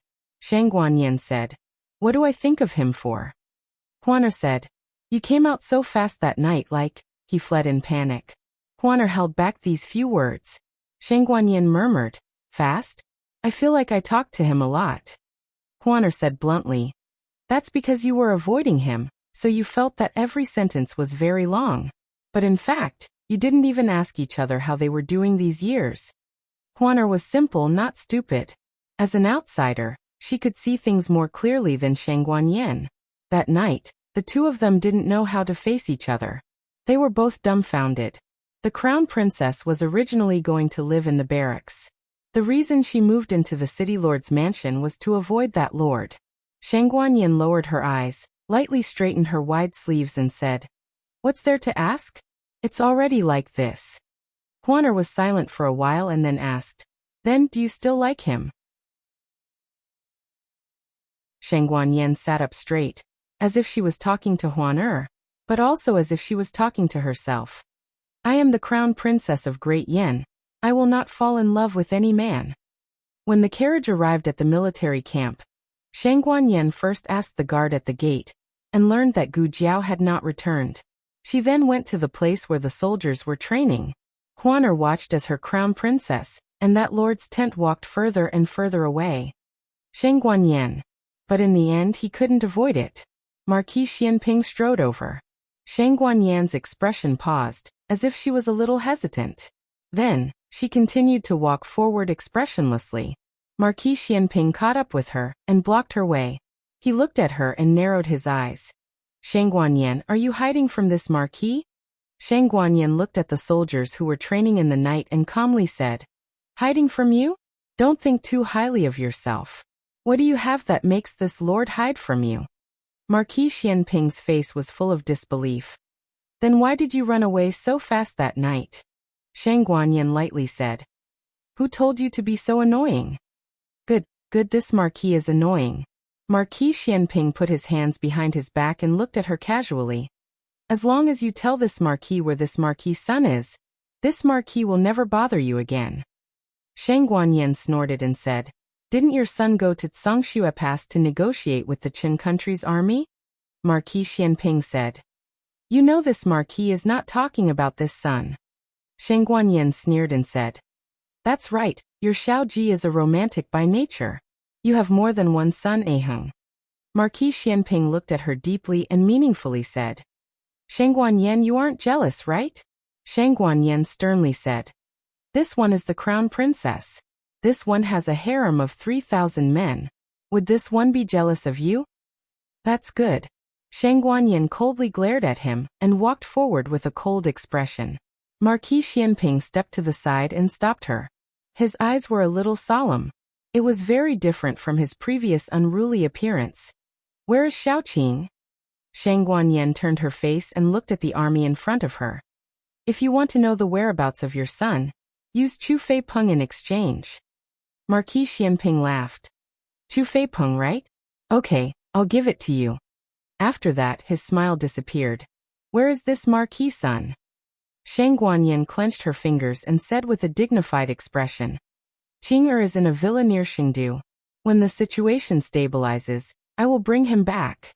Son of a bitch. On the other side, in Pu City's Ghost Mountain, Minhong led his men to search in the forest.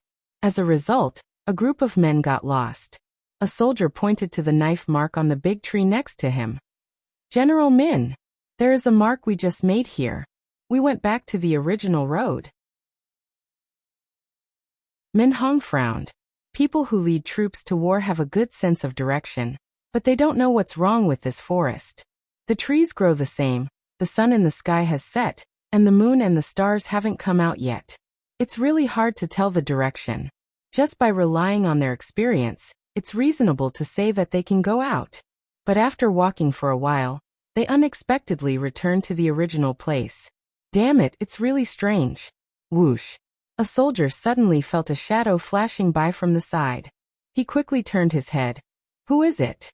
However, only a dark and quiet forest came into view. "Old Five, what's wrong with you?"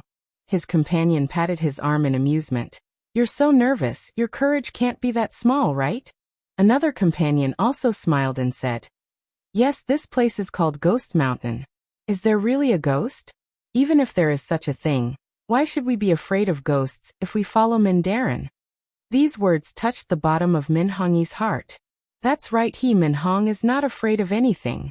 He can kill the heavens and expel evil spirits. What bullshit Ghost Mountain? It's just a rumor made up by a group of cowardly rats. What is there to be afraid of? The strange feeling in Minhong's heart was dispelled. He didn't know if his courage scared the world, but even the dark clouds above his head were blown away by the cold wind. The moment the moon came out, everyone secretly breathed a sigh of relief. They are back in the world of the living. Who would have thought that before they could finish their sigh of relief, a soldier behind the team screamed, "Xiao Luo is gone. He was talking to me just now." Suddenly disappeared. Everyone's heart sank. Min Hongyi's eyes were cold as he gripped the saber at his waist. 5 people in a group, go together.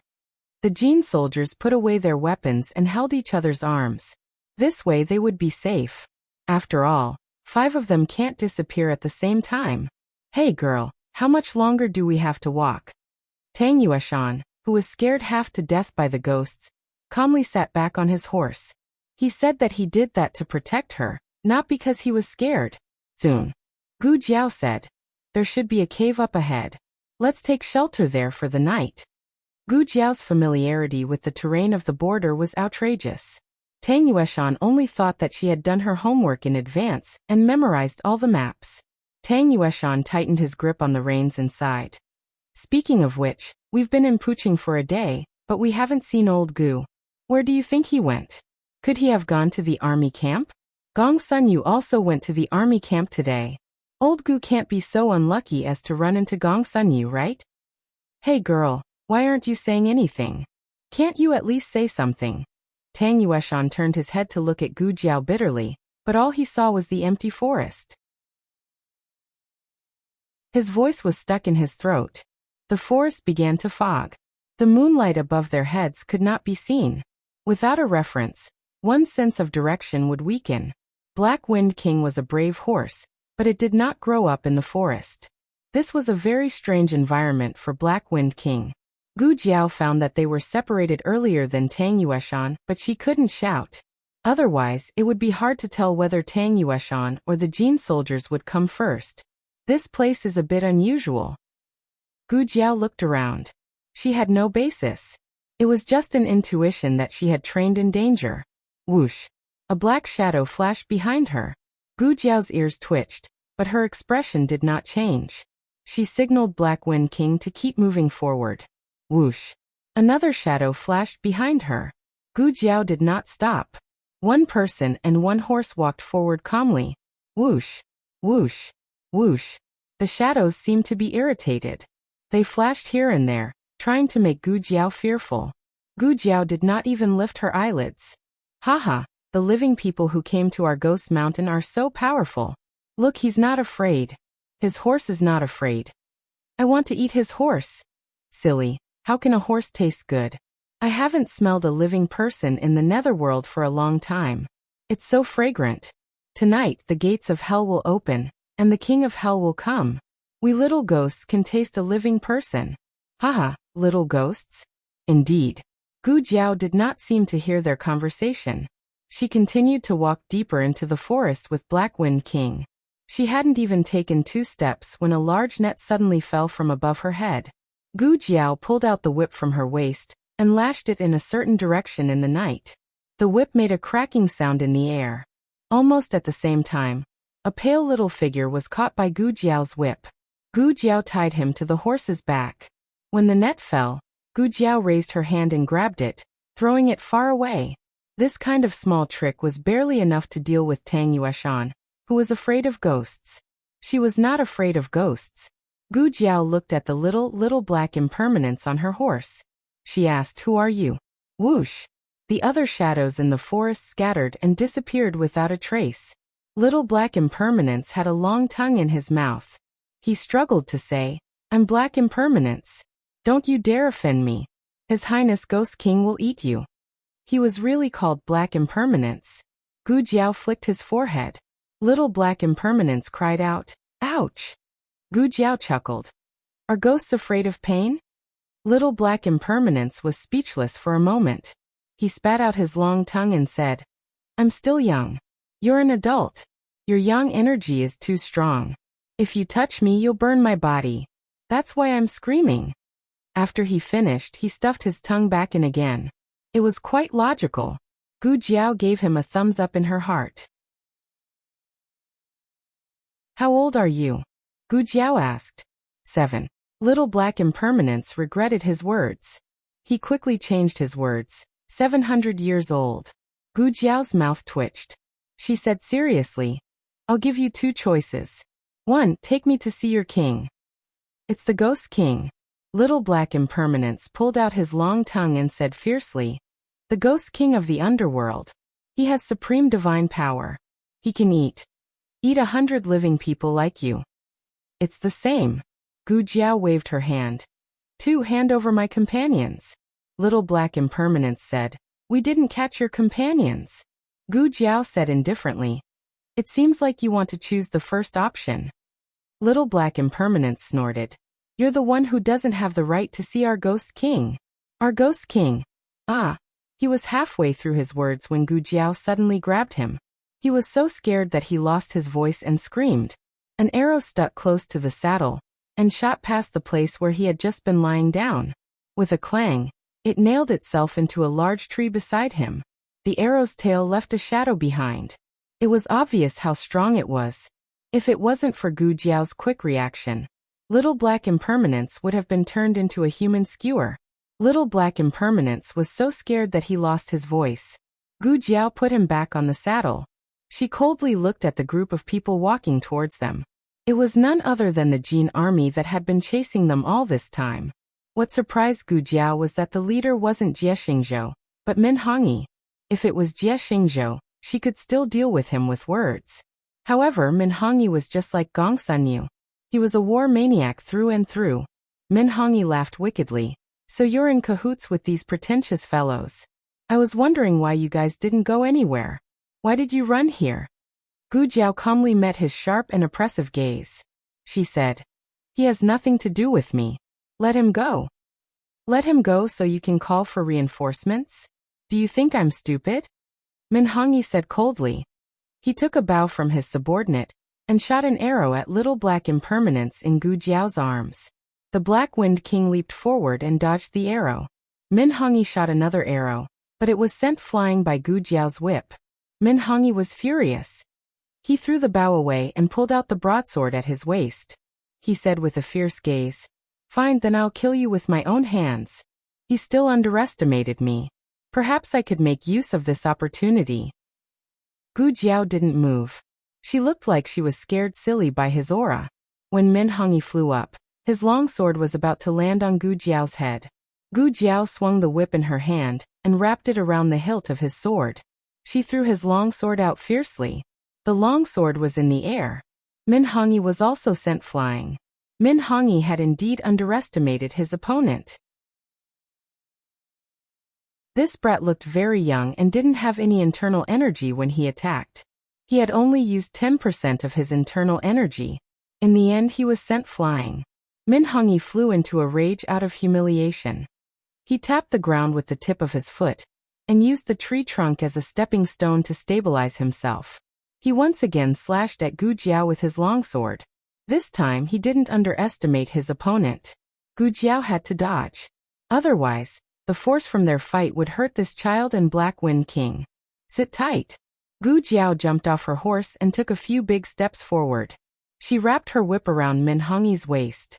This brat's strength actually managed to tie me down. Min Hongyi frowned. He was surprised by the strength of Gu Jiao's arms. At the same time, he was very excited. Killing an opponent like this was more interesting, wasn't it? Min Hongyi smiled coldly. He changed the direction of his longsword and slashed at Gu Jiao's whip. The whip was cut in half.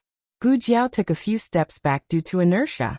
9 years later, she had the strength to kill Min Hongyi. But now Min Hongyi was a big problem. Min Hongyi looked up to the sky and laughed. Brat, what else do you have? Gu Jiao said. I'm so powerful. Can you really bear to kill me? Min Hongyi was stunned. Gu Jiao said patiently. Why don't you bring me back and give me to your Gong Sunyu? With my help, you can definitely compete with Jie Xingzhou. This brat was a rare talent. If he really whoosh. Gu Jiao waved her hand and shot out the Tanghua needle in her hand. Min Hongyi was skilled in martial arts. Unfortunately, his brain wasn't as good as Jie Xingzhou's. No wonder he was always suppressed by Jie Xingzhou. Min Hongyi blocked with his longsword. Unfortunately, he was still a step too late. A Tanghua needle hit his abdomen. There was poison on the needle. Min Hongyi hurriedly sealed the major acupoints on the wound to prevent the poison from spreading. Brat, you've really angered me. I originally wanted to give you a quick death, but now I've changed my mind. I'm going to cut off your arms and break all the bones in your body. Then, I'm going to chop off your head. Wah! Little Black Impermanence started crying. Min Hongyi was in a fit of anger. The child's crying annoyed him. He swung his long sword at Little Black Impermanence's head. He was attacking head-on. No matter if Black Wind King attacked or retreated, Little Black Impermanence would still be hit. How despicable. He didn't even let off a child. It was no wonder that Jing Kong chopped off his arms and legs. Gu Jiao's eyes flashed. She jumped and threw Little Black Impermanence off the horse. She hugged Little Black Impermanence and rolled on the ground a few times. Min Hongyi took the opportunity to swing his longsword a second time. His speed was so fast that Gu Jiao couldn't dodge at all. Was she going to die here? If Gu Jiao wanted to live, there was only one way. She had to throw the child out to block the attack. Gu Jiao didn't do that. Clang. Something hit Min Hongyi's longsword. Min Hongyi's longsword was knocked aside. His entire arm went numb. Who's there? He turned his head and angrily stared into the darkness. In the fog, a man dressed in a black robe and wearing a ghost mask was sitting on a carriage carried by 18 wraiths. He was slowly approaching them. The gauze on the carriage danced in the night wind. In the eerie forest, there was an inexplicable aura of 100 ghosts walking at night. A slender hand was exposed under his wide sleeves. It rested lightly on the armrest. The joints were distinct and exquisite. However, it was too white, which added to the ghostly aura. At the front of the carriage stood two people dressed as Black Impermanence and White Impermanence. A sudden gust of wind blew in the night, making the entire forest eerie. The Jin soldiers looked at each other and almost involuntarily took 2 steps back. Min Hongyi scolded disdainfully. Who are you? Stop pretending to be a ghost in front of me. Pretending to be a ghost? The man's thin lips curled up. He held onto the armrest and stood up with a smile. It was just a simple stand-up, but the branches around him moved without any wind. It was as if the malicious ghosts on the trees were responding to him with fear and devotion. The Jin soldiers felt even more scared. They looked up at the dark branches above them. Was there really a ghost on the tree? It's bleeding. The tree is bleeding. One of the Jin soldiers shouted. The surrounding trees all began to bleed. The thick smell of blood filled the entire forest. This was not the end. The birds in the forest seemed to be unable to withstand the attack of the death aura. One by one they fell down. In an instant, the ground was covered with bird corpses. One of the Jin soldiers fell to the ground in fright. Little Black Impermanence poked his head out of Gu Jiao's arms and pointed at Min Hongyi. He cried loudly, Your Highness Ghost King. He's a bad person. He wants to kill me. He did not dare to run over. He was worried that Min Hongyi would kill him halfway. After he finished speaking, he shrank back into Gu Jiao's arms. What a cowardly Little Black Impermanence. The man's dangerous gaze fell on Min Hongyi. Then he stepped forward and casually stepped on the guardrail of the carriage. A fierce and domineering aura suddenly erupted from his body. Gu Jiao. Why does this little aura seem a bit familiar? It reminds me of someone. The man said indifferently. You dare to come to my territory and kill my subordinates. You've got guts. Trespassing on Ghost Mountain is already a capital offense. Now that you've committed an additional crime, why don't I skin you alive and make you into a human skin lantern? The Jin army shuddered at the same time. This guy was too good at shaking the morale of the soldiers. They could not let him continue acting like a ghost. Otherwise, before the battle even started, his subordinates would be scared off. Min Hongyi shouted. Don't you try to bluff here. With just the few of you. Do you think you can stop my 500-strong army? How many? The man curled his lips and waved his wide sleeves. Little ghosts, come out. Tonight, the gates of hell will open. All the living people are yours. As soon as he finished speaking, Min Hongyi sensed that something was wrong. He looked around and saw a large group of armored ghost soldiers on the trees, on the hills, and in the woods. Min Hongyi's expression changed. This is, the man said coldly. 3,000 ghost soldiers. Kill them all. Leave none alive. The latest chapter of this book is not finished yet. For more exciting content, please scan the QR code below to download the app. Novels are updated faster and more complete. Millions of novels are free to read. Novels with content that you can't find online are all available here. https://www.zhbqg.com/89642_8964286/1056238886. HTML Genius remembered the website address in 1 second. www.zhbqg.com Bikuj mobile reading website, zhbqg.com.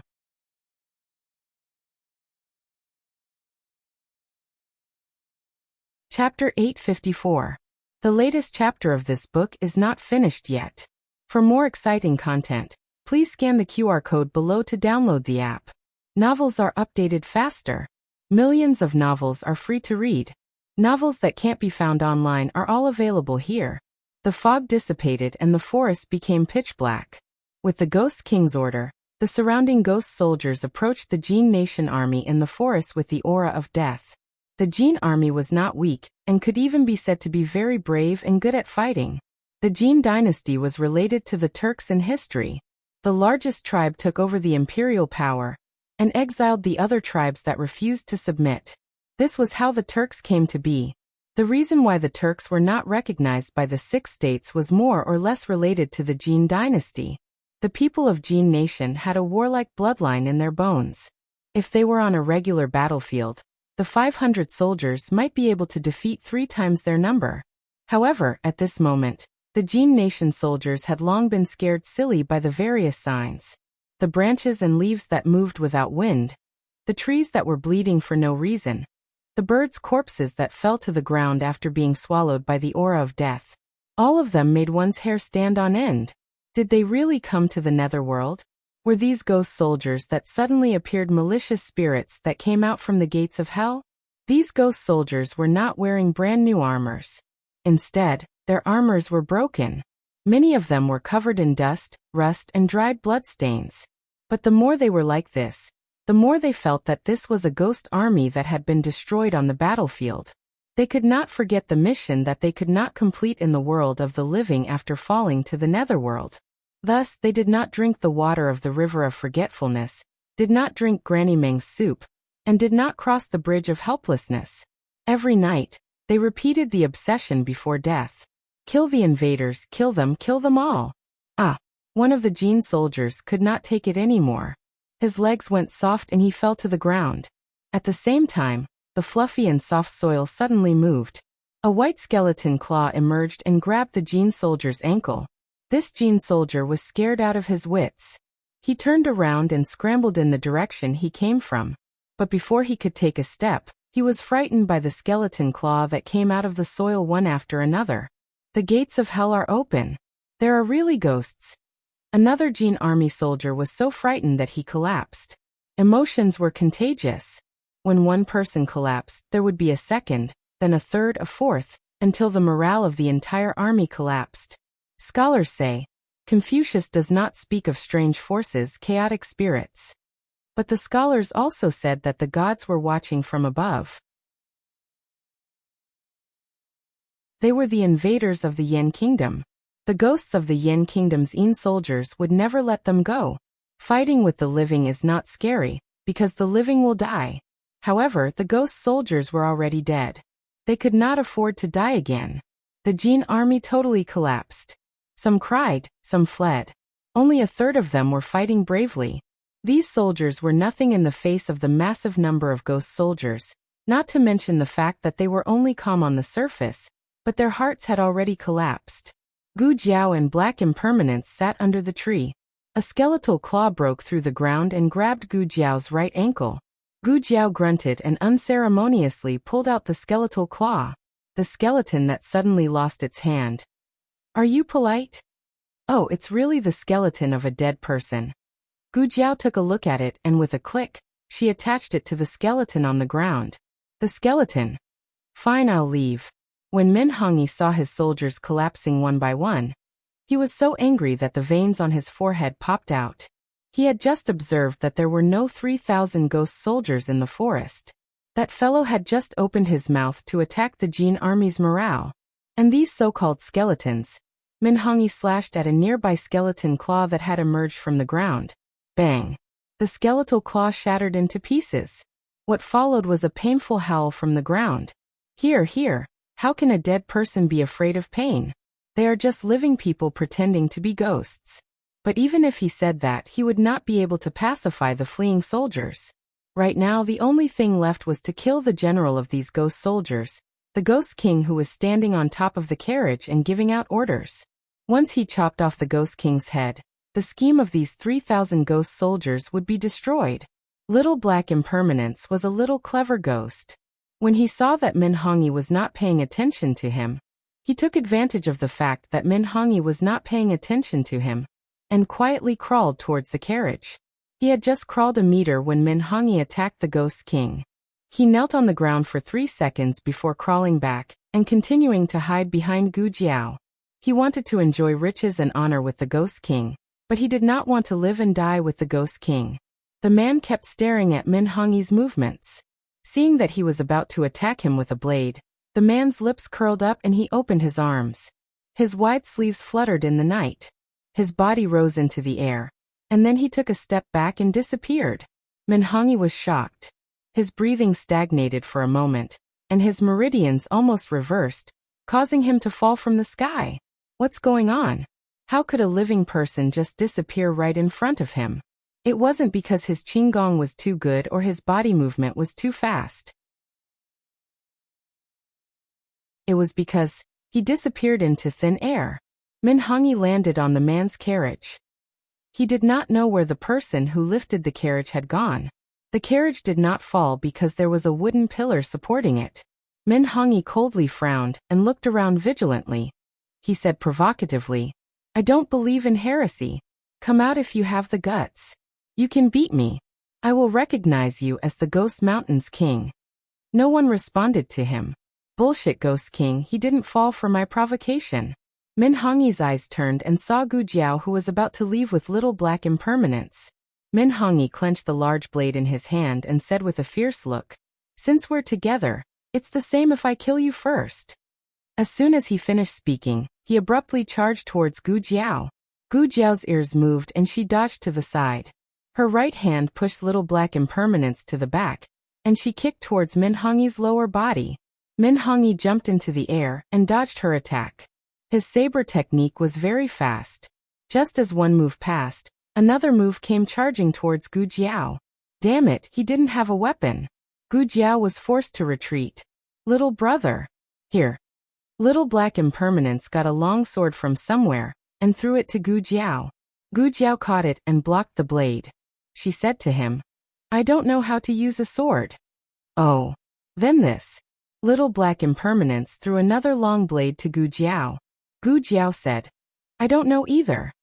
Meteor hammer. Mace. Dog beating stick. "Little brother, catch it." Gu Jiao caught the last weapon that was thrown at her. She turned her head and shot down, smashing Min Hongyi's long blade into the dusty ground. Min Hongyi was caught off guard by this sudden attack. His forearm was slightly numb. This young man clearly had no internal energy, but his spear technique was so overbearing. It reminded him of the Xianyuan family's spear technique. Wait, the Xianyuan family's spear technique. Gu Jiao had just used the 5th style of the 7 styles of Xianyuan. She could control the first 4 styles with ease. Although she practiced the last few styles diligently, she didn't use them much when attacking. Min Hongyi looked at Gu Jiao cautiously. "Kid, who are you to the Xianyuan family?" Gu Jiao held the long spear and swept it across the air. She raised it diagonally behind her back and looked at him like a killing god. "I'm the one who wants your life." Min Hongyi's temple suddenly twitched. This gaze, Min Hongyi was only in his early 30s. He had come to the Yin Kingdom more than 10 years ago. Although many years had passed, he still remembered the Xianyuan family clearly. This kid didn't look like anyone from the Xianyuan family. but his ruthlessness reminded him of the Xianyuan family's bloodthirst. Gu Jiao's strength was far inferior to Min Hongyi's when she didn't lose control.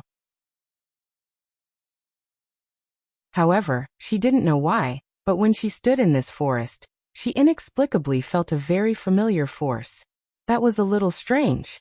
Perhaps it was the broken armor of the ghost soldiers. That was right. It was the broken armor. Gu Jiao was enlightened. Those people were wearing the armor of the dead Xianyuan family. Ghost Mountain. Ghost Mountain was the burial ground of the Xianyuan army. Those brave soldiers who sacrificed themselves could never return to their hometown. Their souls were forever left at the border. Sorrow came from her heart. It wasn't her emotions. It was the souls of the thousands of Xianyuan soldiers. Gu Jiao held the long spear in her hand tightly, and turned to look at the general of Jin Kingdom. Min Hongyi, give me your life. I'll use your life as a sacrifice to the thousands of Xianyuan soldiers. Min Hongyi felt an inexplicable sense of foreboding in his heart. My martial arts are obviously better than this kid's, but why do I feel uneasy? What's wrong with this kid's eyes? They seem calm, but there's an indescribable murderous aura in them. It must be an illusion. How can this kid have the confidence to kill me? Min Hongyi cleared his mind and once again swung his sword at Gu Jiao. Gu Jiao used the last two moves and finally stabbed his right thigh at the seventh move. Min Hongyi couldn't believe that this kid actually broke through his attack and really stabbed his thigh with the long spear. Not only did Gu Jiao stab his thigh, but she also spun it for free. This kind of thing was new to him the first time, but he got used to it the second time. Min Hongyi was a warrior with great strength, and most of his strength came from his legs. With his legs injured, it meant that he couldn't use at least half of his moves and skills. However, his luck didn't seem to have run out. Just as Gu Jiao was about to quickly finish him off with another spear, a swordsman suddenly appeared in the forest. The swordsman was skilled in martial arts and had a strong sword aura. While Gu Jiao was focused on dealing with Min Hongyi, he suddenly jumped out and attacked. Little brother, be careful. Little Black Impermanence clenched her fists and shouted. Oh no, her long spear had already pierced out. It was too late. The swordsman had chosen the moment when Gu Jiao couldn't split herself. At the critical moment, a whip lashed out and wrapped around Gu Jiao's soft waist, pulling Gu Jiao back violently. Gu Jiao disappeared just like that ghost king His Highness. The swordsman landed beside Min Hongyi. He glanced at Min Hongyi, who was still alive, and focused on observing the surroundings. This was a very experienced swordsman. He was confused for a moment and suddenly swept towards the direction where Gu Jiao disappeared. He slashed in the air. With a crashing sound, the black curtain that had merged with the darkness of the night was split open from the middle.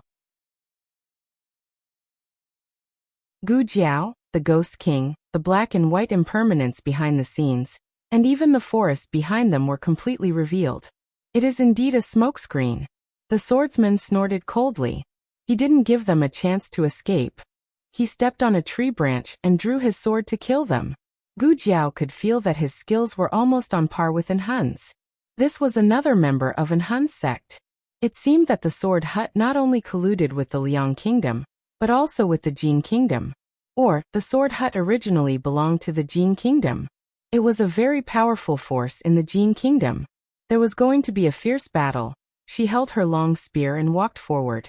The man calmly raised his hand and blocked her behind him. Step back. Gu Jiao looked at him with an extremely surprised gaze.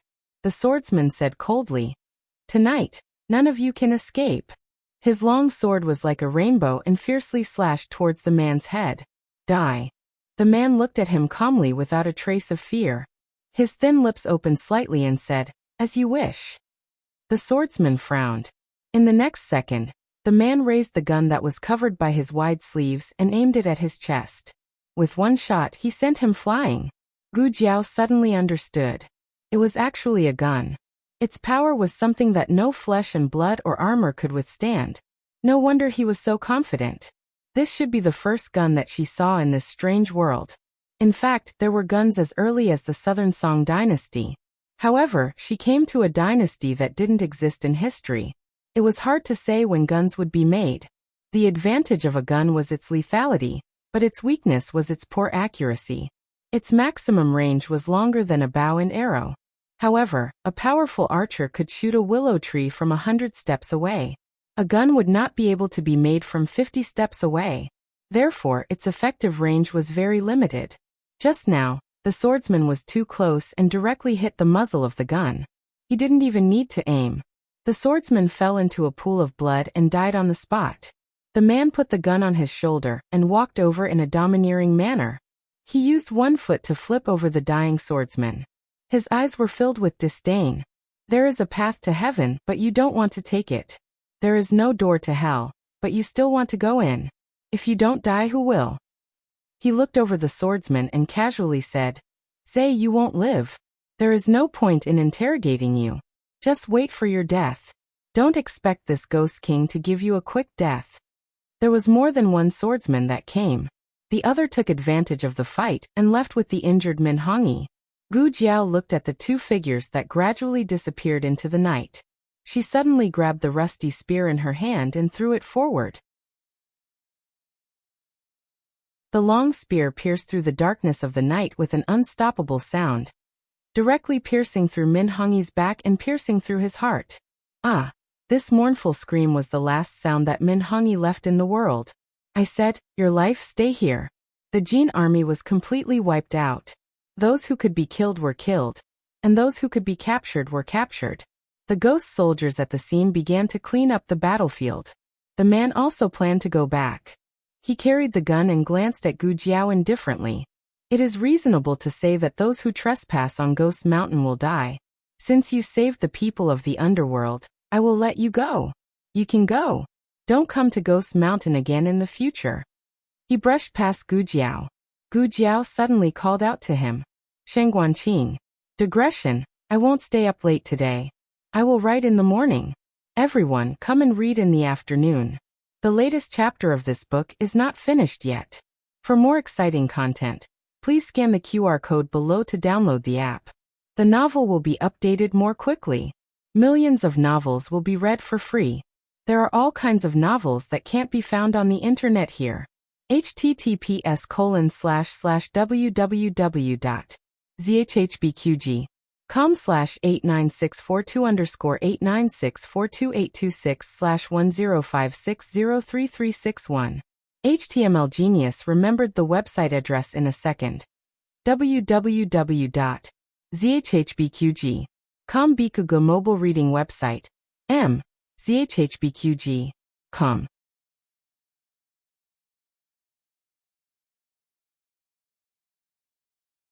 Chapter 855. The latest chapter of this book is not finished yet. For more exciting content, please scan the QR code below to download the app. More novels are updated faster. Millions of novels are free to read. All the novels that can't be found on the internet are available here. The man froze. The next second he walked forward calmly. You've got the wrong person. Gu Jiao turned around, looked at his back without looking back, and said, Your mother is here. The man's footsteps did not stop, and he continued to stride into the night. Gu Jiao continued. Your mother is really here. The crown princess has gone to war on behalf of the emperor, and the imperial army has been stationed in Xuyang City. If she finds out that you're not good enough to stay outside Chengdu, but came to the border to be an outlaw, she'll beat you. The man clenched his fists and continued to walk forward. Gu Jiao said again, Yi Qing from the Imperial Preceptor Palace is also here. The man finally couldn't bear it anymore, and his suppressed emotions burst out in an instant. He turned around and said angrily, how did you recognize me? Gu Jiao blinked innocently and said, I didn't recognize you. I just tricked you. Shengguanqing. Gu Jiao spread her hands. Well, in fact, a little. The way you appeared was exactly like your father's, and your 3,000 ghost soldiers. Did you know that your father had 3,000 ghost soldiers? How could you say that you weren't father and son? In addition, Gu Jiao noticed something strange after entering the forest, including the strange separation between her and Tang Yueshan. There should be some kind of array hidden in the forest. The art of Chimen Duanjia was very similar to the unique skill of a certain imperial preceptor. More importantly, hear this. Gu Jiao raised her hand and opened her palm, revealing a token of the royal family of the Yan dynasty. Shang Guanqing looked at the medallion, and then at his empty purse. He exploded again. When did you steal my medallion? I saved you out of kindness. But you're trying to steal from me. You're too heartless. Gu Jiao curled her lips. You look very easy to steal. I couldn't help it. Shang Guanqing was speechless. Shang Guanqing decided to teach this intruder a lesson. The authority of the Ghost King was not to be challenged. He spread out his arms and his body shook. The branches and leaves on the trees around him instantly moved without any wind. Tremble, intruder. Gu Jiao didn't even lift her eyelids. She looked up and came to a big tree. She casually grabbed a rope and pulled it down. Ouch!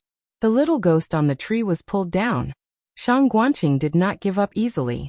He slapped the big tree behind him, and the big tree began to bleed. Gu Jiao grunted. She raised her index finger and poked at a tree hole. The blood that was about to flow out. Ah, it can't flow out anymore. Shang Guanqing was so angry that his whole body trembled.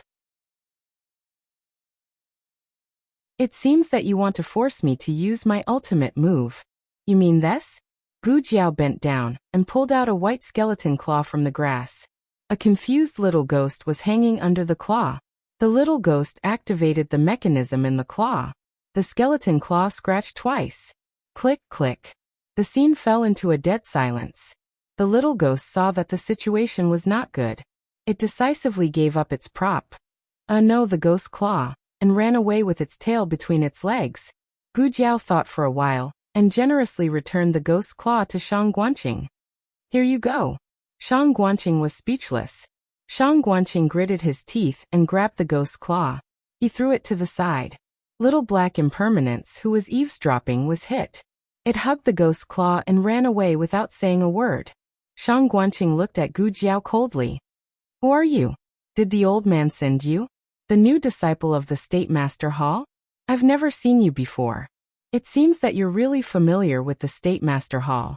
No wonder you've learned from the State Master Hall, and look like half a time traveler.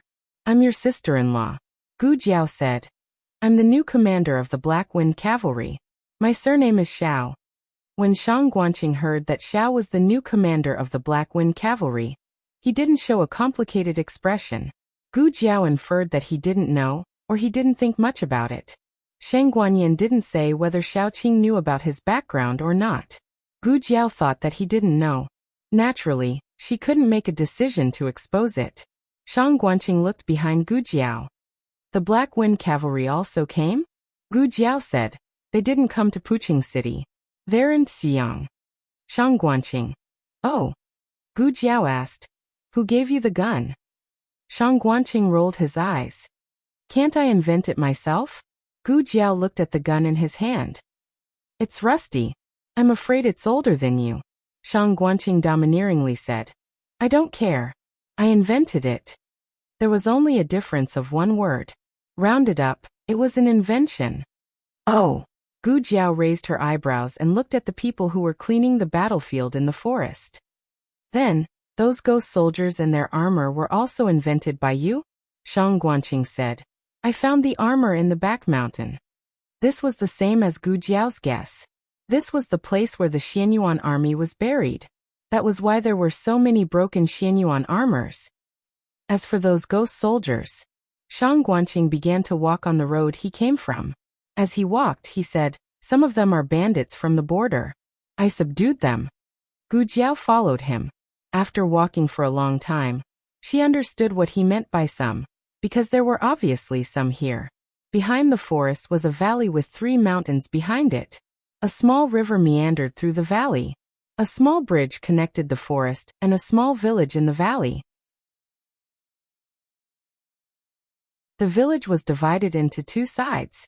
One side was where the ghost soldiers lived, and the other side was where the villagers lived. This village was obviously newly built. The thatched houses were all new. The ghost soldiers returned triumphantly and removed their armor. The villagers lit bonfires in the open space. The adults were working, and the children were playing happily. In stark contrast to Pu City, where the flames of war spread, this was simply a paradise.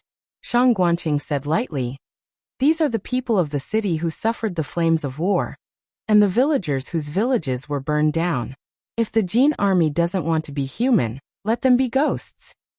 No wonder he killed the Jin army without mercy. It turned out that he had seen the atrocities of the Jin army. Shang Guanqing. Gu Jiao looked at him.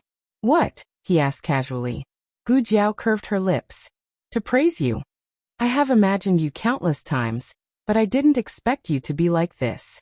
Although you were poisoned when you were young, causing your body to be weak, you have an intelligent mind and a kind and tenacious heart. In your limited life, you have created endless possibilities. You have saved many people's lives. Who wants your praise? Shang Guanqing turned his face away, his ears turning red. Gu Jiao looked at his red ears and couldn't help but laugh out loud. Just like Xiao Heng, he would blush when praised. His Highness Ghost King is back. A villager heard the youth's light laughter and couldn't help but look over. He was not surprised to see Shang Guanqing bringing an unfamiliar youth back. Instead, he smiled and said, Is there a newcomer joining us today? He seemed very welcoming. Most of them had been at the end of their rope and had been welcomed here by their seniors. They also welcomed the newcomers. Shang Guanqing put his hands behind his back and glanced at Gu Jiao.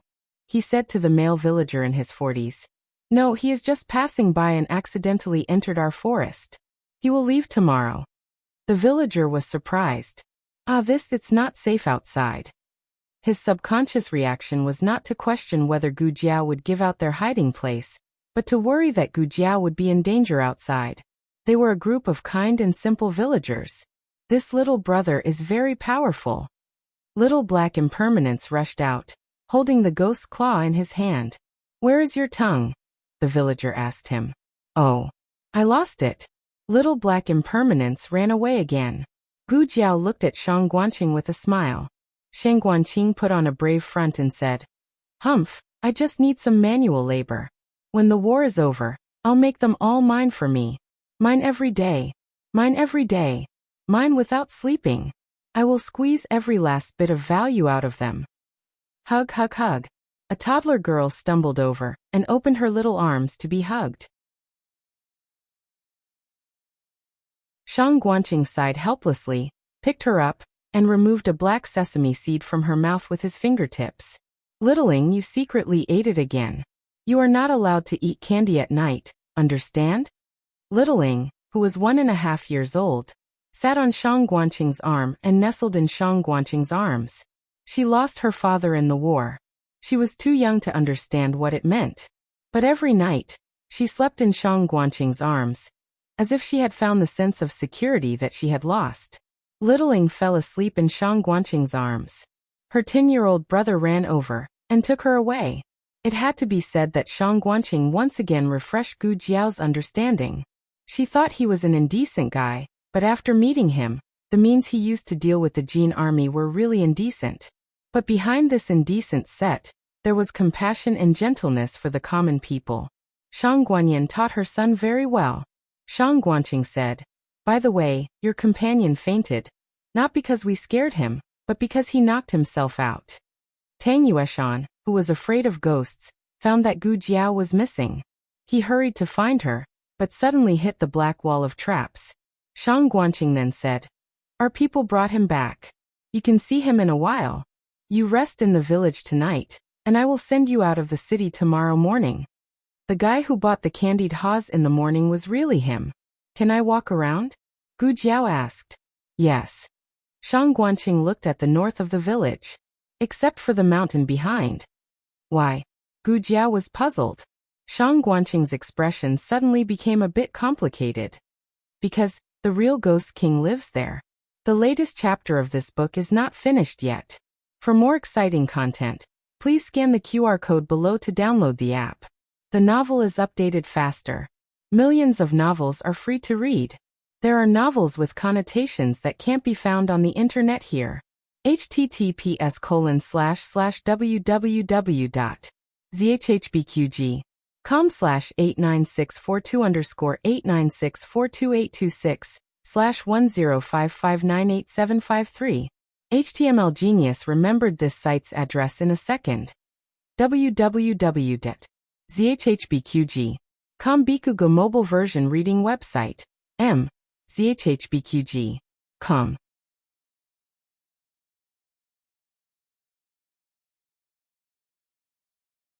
Chapter 856.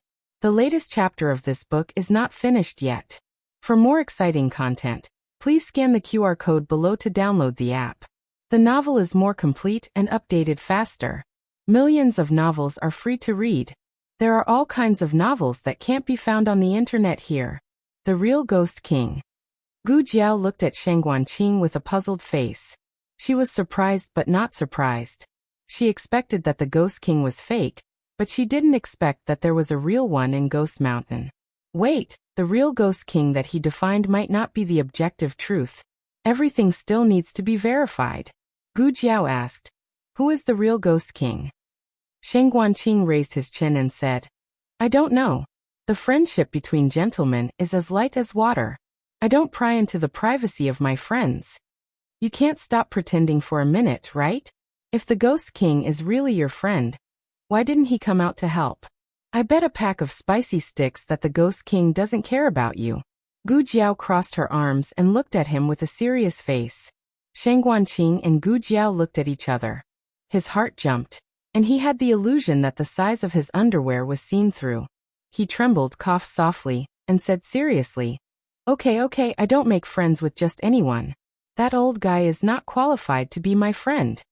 Gu Jiao took a deep breath. Xiao Heng's brother, she couldn't beat him. After removing the exaggeration in Shang Guanqing's words, the information was, "I've only met him once or twice. I'm not good enough, so he doesn't want to be my friend." Tell me what kind of person he is. Gu Jiao suddenly became interested in this Ghost King. Person? Shang Guanqing snorted, found a stone by the stream, sat down, and picked up a handful of foxtail grass. The laughter and noise behind them made people feel a temporary peace and beauty in the troubled world. Gu Jiao had been at the border for many days, but she hadn't felt this way for a long time. She sat down beside him. The two of them were separated by a distance that was neither too far nor too close. Shang Guanqing pursed his lips, as if he wanted to say something, but in the end he just snorted. "Go on," Gu Jiao said. "Well," Shang Guanqing frowned, as if he was considering his words. "I don't think he's human. He's dead. At least, that's the feeling he gives me. He's surrounded by the aura of death, and his eyes don't look like a living person's." Gu Jiao asked, "Can you move? Can you talk? Is there a heartbeat and breathing?" "Yes, there is," Shang Guanqing answered concisely. "Then it wasn't a dead person. It was a living person," Gu Jiao said. "He sounds like a very strange guy." Shang Guanqing played with the green foxtail grass and said, "It's a little strange, but he doesn't kill unarmed people. There were some people who mistakenly entered the back mountain, but he didn't hurt them. Instead, the mountain bandits ran to his territory, and almost all of them died in his hands. It's all thanks to me stepping in. All right, now you're calling yourself Little Master again. You sure have a lot of self-titles." Gu Jiao asked again, "Is that why you subdued those bandits and turned them into ghost soldiers?" Shang Guanqing straightened his back. "Sort of. I saved them from that person, and they were grateful to me for saving their lives." Gu Jiao glanced at him. "There's also deterrence and blackmail, right? For example, you said that the Ghost King is your backer. If they dare to disobey, you'll let the Ghost King kill them?" Shang Guanqing looked at Gu Jiao in disbelief as if he was looking at a monster. "No way, how do you know everything?" "Because I'm an ordinary little genius at solving cases," Gu Jiao said.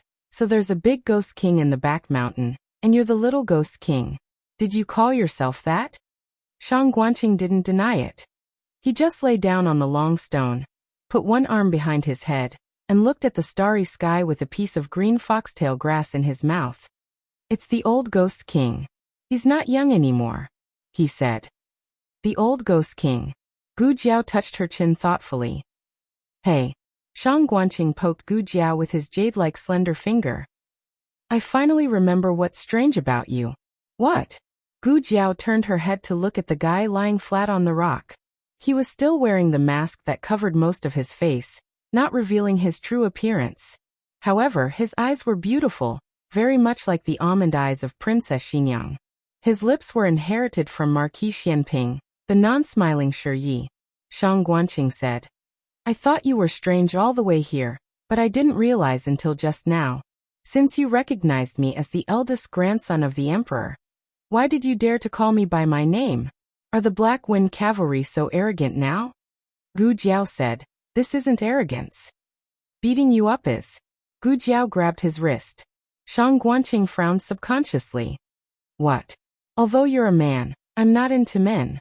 He didn't like other people's touch, and he wasn't used to being too close to people. In this aspect, the two brothers were very similar to Xinyang. Gu Jiao finished taking his pulse and put his hand back. Shang Guanqing looked at her strangely. You know medicine? A little. Gu Jiao said, Unfortunately, I can't cure the poison in your body. Shang Guanqing didn't show the slightest disappointment when he heard this answer. After all, he was poisoned with an incurable poison. Even the Imperial Preceptor couldn't cure him.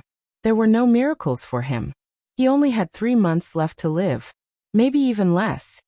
Do you feel uncomfortable? Gu Jiao looked at him and asked. Shang Guanqing was slightly startled.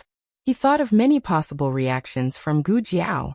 Maybe she would sympathize with him, comfort him, or draw a big picture for him. But he never expected that it would be as simple. Do you feel uncomfortable? It was like a kind of care from a family member. Shang Guanqing's nose suddenly felt a little sour. He didn't want Gu Jiao to see it, so he turned his back and hid his reddish eyes in the night. It's not too uncomfortable. The medicine given by the Imperial Preceptor can suppress the poison. It will only act up for 3 to 5 days every month. Shang Guanqing. Gu Jiao called him in a low voice. What now? He wiped his reddened eyes without leaving a trace, and his voice sounded calm and unperturbed. Gu Jiao pretended not to know that he was crying and said seriously, The Madame Nan I know is a master of poison in the Tang sect. She was going to return to Zhao country, but she happened to stay in Xingdu because of something. After the war, I'll take you to see her. Maybe she can cure the poison in your body. Oh. He had long given up hope, but he was too lazy to say his refusal over and over again. Otherwise, he would be persuaded not to refuse again. In any case, he might not be able to live to see the day he returned to Sheng City. Gu Jiao asked him, Will you go back to Cuyang with me tomorrow? Shang Guanqing said lightly, You go back first. Gu Jiao turned back to look at the only pure land in Pu City that had not been affected by the flames of war. She looked at the children running around, laughing and laughing. The villagers worked while talking and laughing. The ghost soldiers were wrestling and practicing martial arts in the open space in front of the door. She couldn't leave here. Shang Guanqing had collected his emotions, and the strangeness in his eyes had faded. He turned around and lay down again, biting the green foxtail, and said carelessly, Don't tell my mother about what happened to me in Ghost Mountain. I'll go see her in a few days. Okay, Gu Jiao agreed. I won't tell your mother. I'll only tell your father. The latest chapter of this book is not finished yet. For more exciting content, please scan the QR code below to download the app. The novel is more complete and updated faster. Millions of novels are free to read. There are novels with connotations that can't be found on the internet here. https://www.zhhbqg.com/89642_8964226/1055833295. HTML Genius remembered the website address in 1 second. www.zhhbqg.com Bikugo mobile version reading website. zhhbqg.com.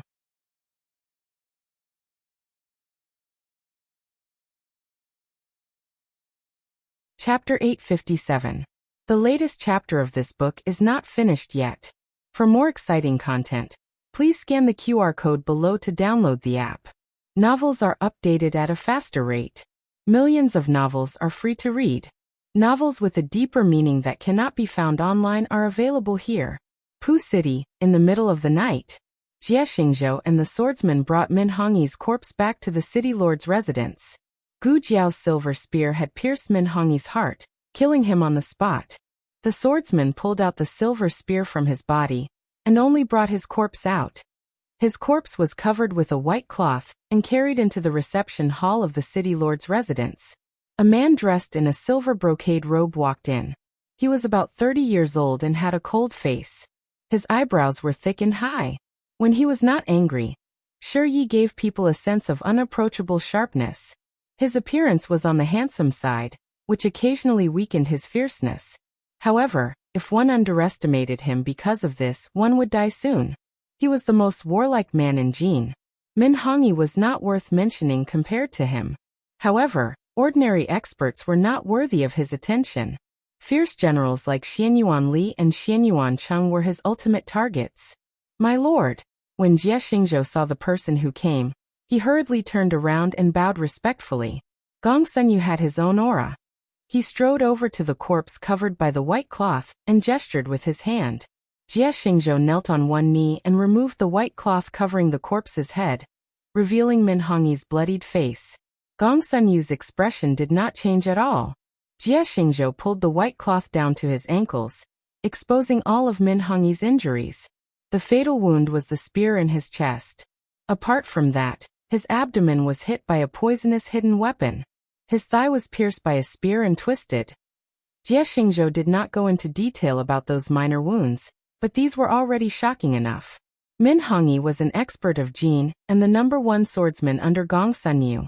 His skills were profound, and even Jie Xingzhou could not guarantee that he could injure him to this extent. Gong Sunyu waved his finger.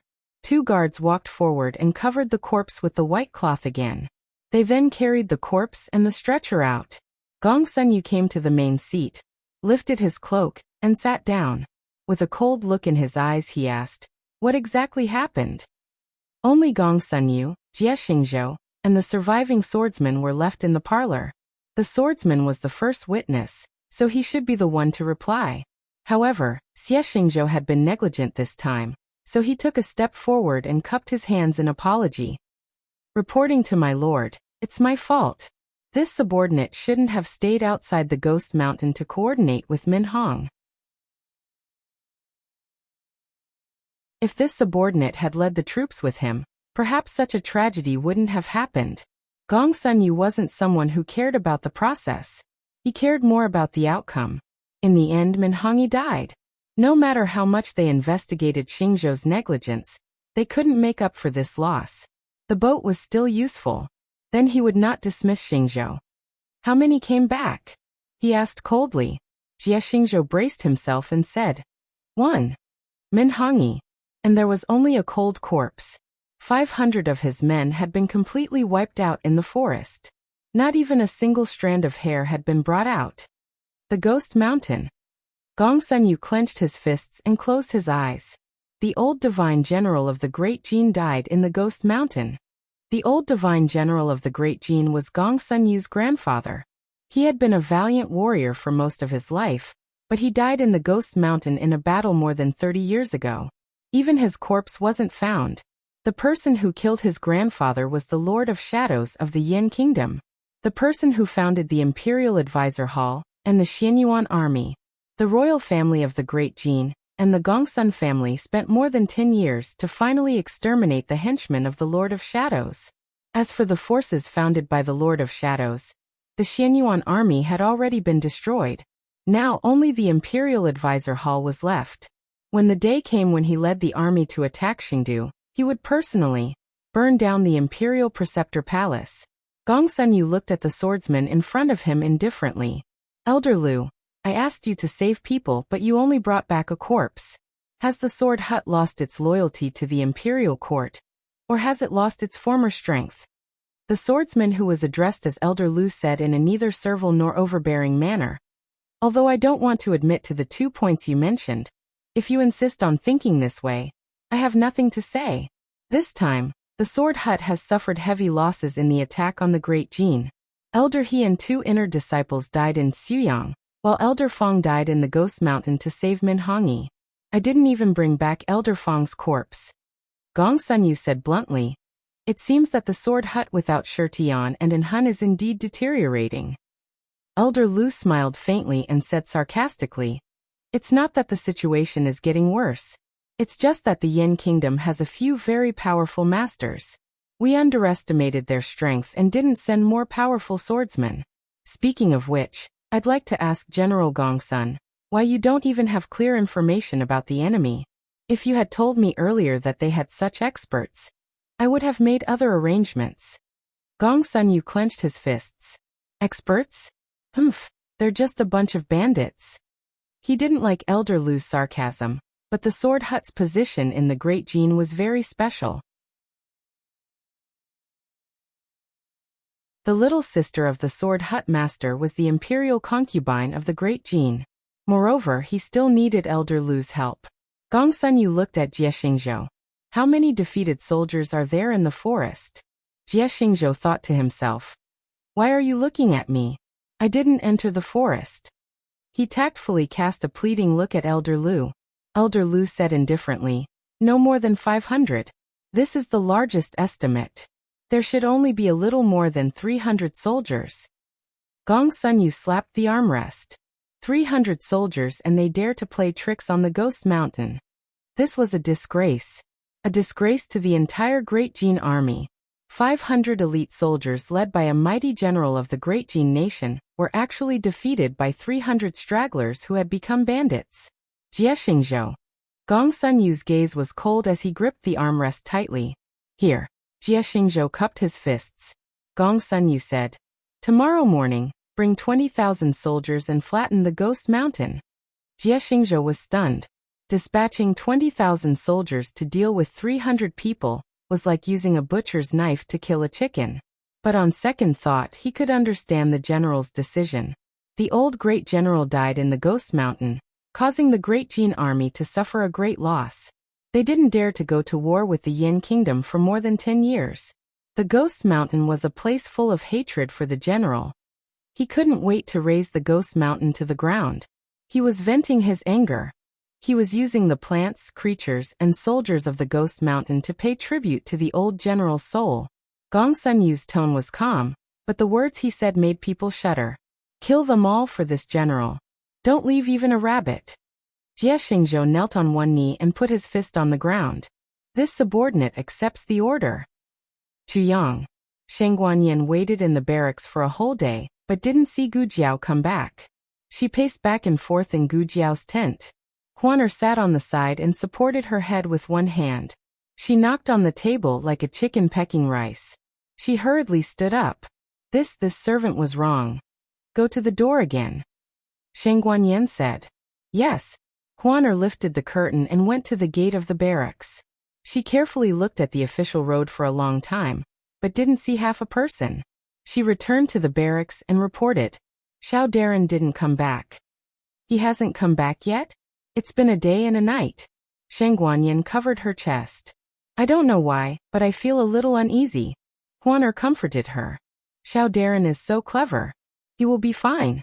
Xiao Darren. Outside the tent, teacher whose greeting suddenly came. Jiao Jiao came back. Without waiting for Huan to open the curtain, Sheng Guanyin walked over and opened the curtain. As a result, she only saw Marquis Xianping's face. Marquis Xianping was just passing by. Everyone in the tent knew that he was Commander Zhao's biological father, so they respectfully called him Xiao Darren. Sheng Guanyin's face darkened. Why is it you again? Marquis Xianping. I'm just passing by. How can you blame me? Sheng Guanyin ignored him.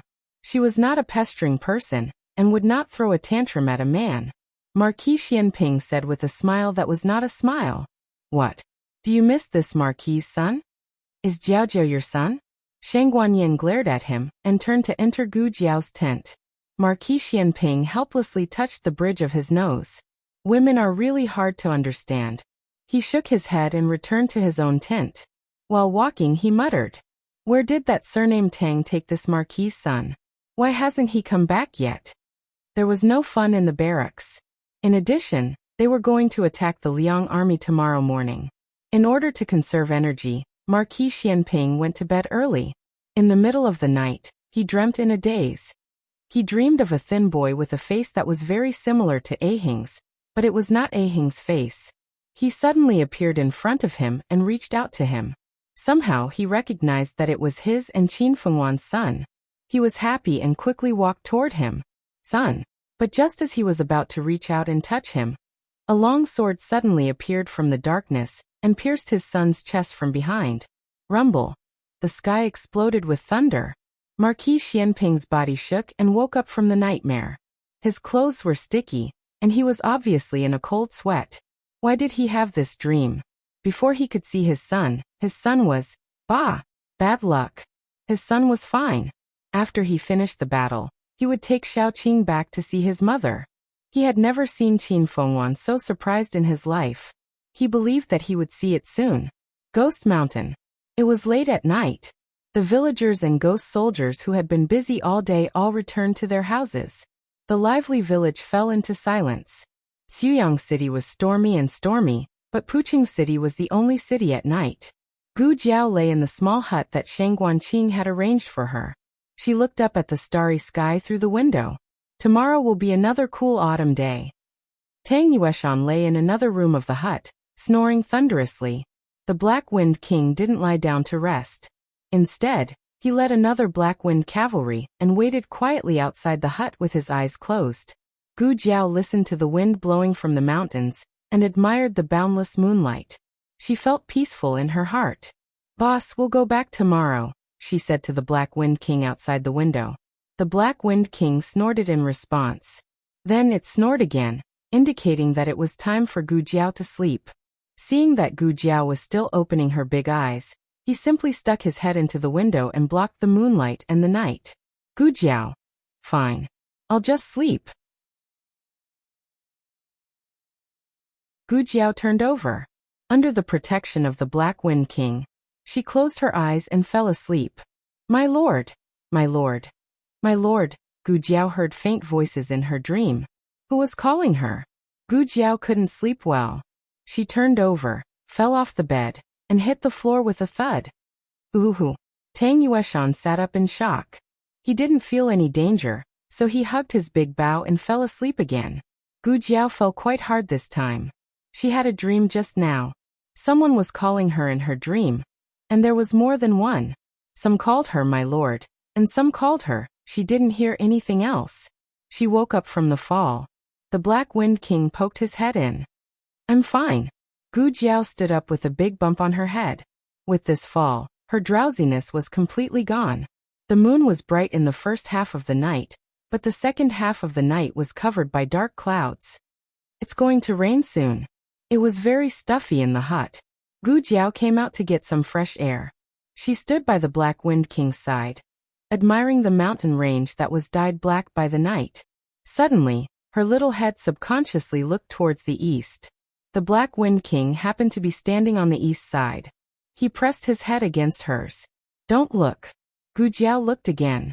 The Black Wind King pressed against her again. Gu Jiao jumped up and lay on the back of his horse. She kept looking. She blinked and said, Boss, shall we go to the back of the mountain? The Black Wind King, who couldn't control his naughty child, snorted helplessly. The Black Wind King carried Gu Jiao to the back of the mountain. There was a formation in the forest, and the ghost soldiers were on guard there. There were no ghost soldiers patrolling the village. The Black Wind King walked very softly, not waking any of the villagers. In order to prevent the villagers from entering the back of the mountain, Shang Guanqing ordered people to build a row of fences that were as tall as a person.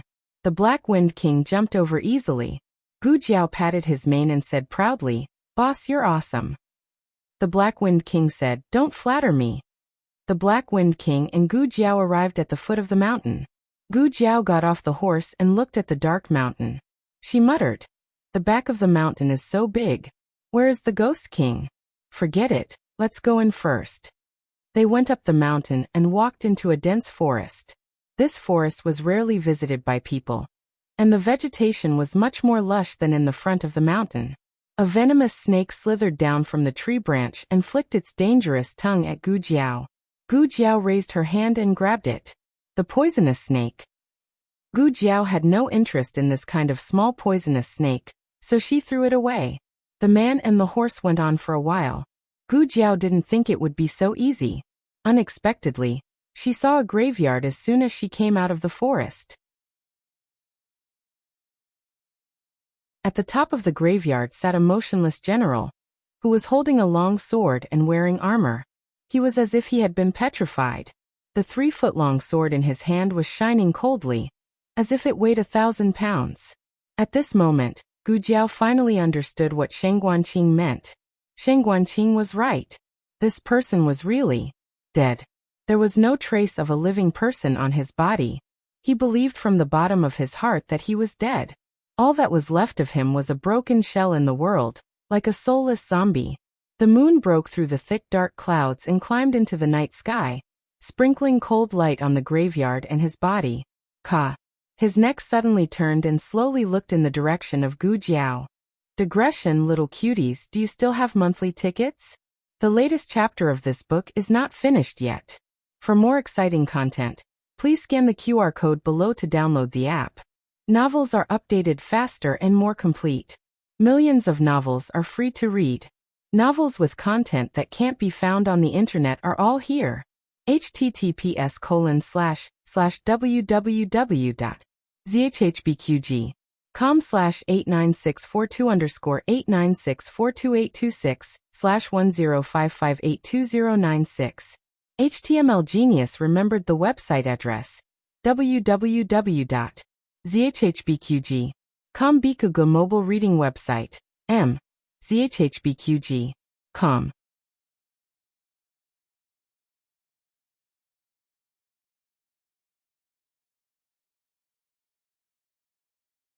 Chapter 858. Please scan the QR code below to download the app for more exciting content. Novels are updated faster. Millions of novels are free to read. Novels with content that can't be found on the internet are all available here. A person and a horse stood at the entrance of the graveyard. Gu Jiao faced the moonlight and her whole face was exposed under the moonlight. It was a clean and lively face, in sharp contrast to the man's shriveled cheeks that were covered with dirt and blood. He was wearing a rusty armor and a rusty helmet. His whole body was spotless and shiny except for his 3-foot-long chest.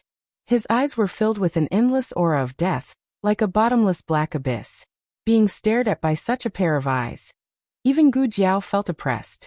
This was a man that she didn't want to fight with, because he was too strong. But sometimes the more one was afraid of something, the more it would happen. Sheng Guanqing once said that the Ghost King wouldn't hurt weak people.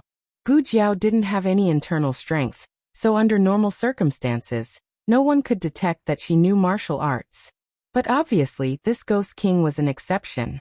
A sharp murderous aura burst out from his lifeless eyes, and then his slow body turned around. His agility seemed to have increased 100 times in an instant. His hands formed into claws, and he used his internal strength to grab and swing in the air. Gu Jiao only felt an invisible hand choking her throat, and then she was pulled up and thrown out. Gu Jiao's waist hit a big tree, and the crows on the branches were awakened. They fluttered their wings and fled their nests. The leaves rustled and fell. Gu Jiao fell heavily to the ground and spat out a mouthful of blood. This guy was so strong. No wonder Sheng Guanqing called him the Ghost King. With this strength, even an Hun couldn't take advantage of him. The Ghost King's eyes fell on Gu Jiao again and he paused. Maybe he was surprised that Gu Jiao didn't die. Of course I won't die so soon. Gu Jiao pushed herself up from the ground. If I had known that I would have to deal with such a troublesome fellow, I would have put on my armor. That wouldn't work either. The armor was too eye-catching. If he wore it, he wouldn't be able to enter Puching City.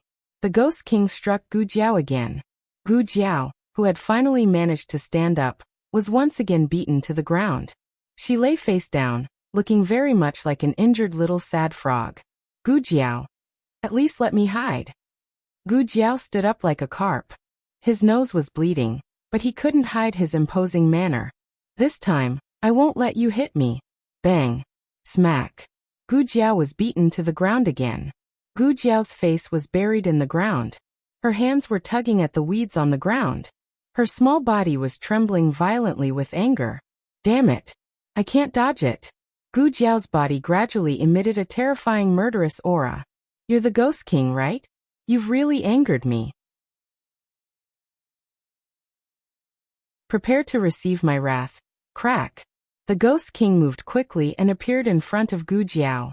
He grabbed Gu Jiao's collar and lifted her up. Gu Jiao realized that the Ghost King's body was extremely tall and big.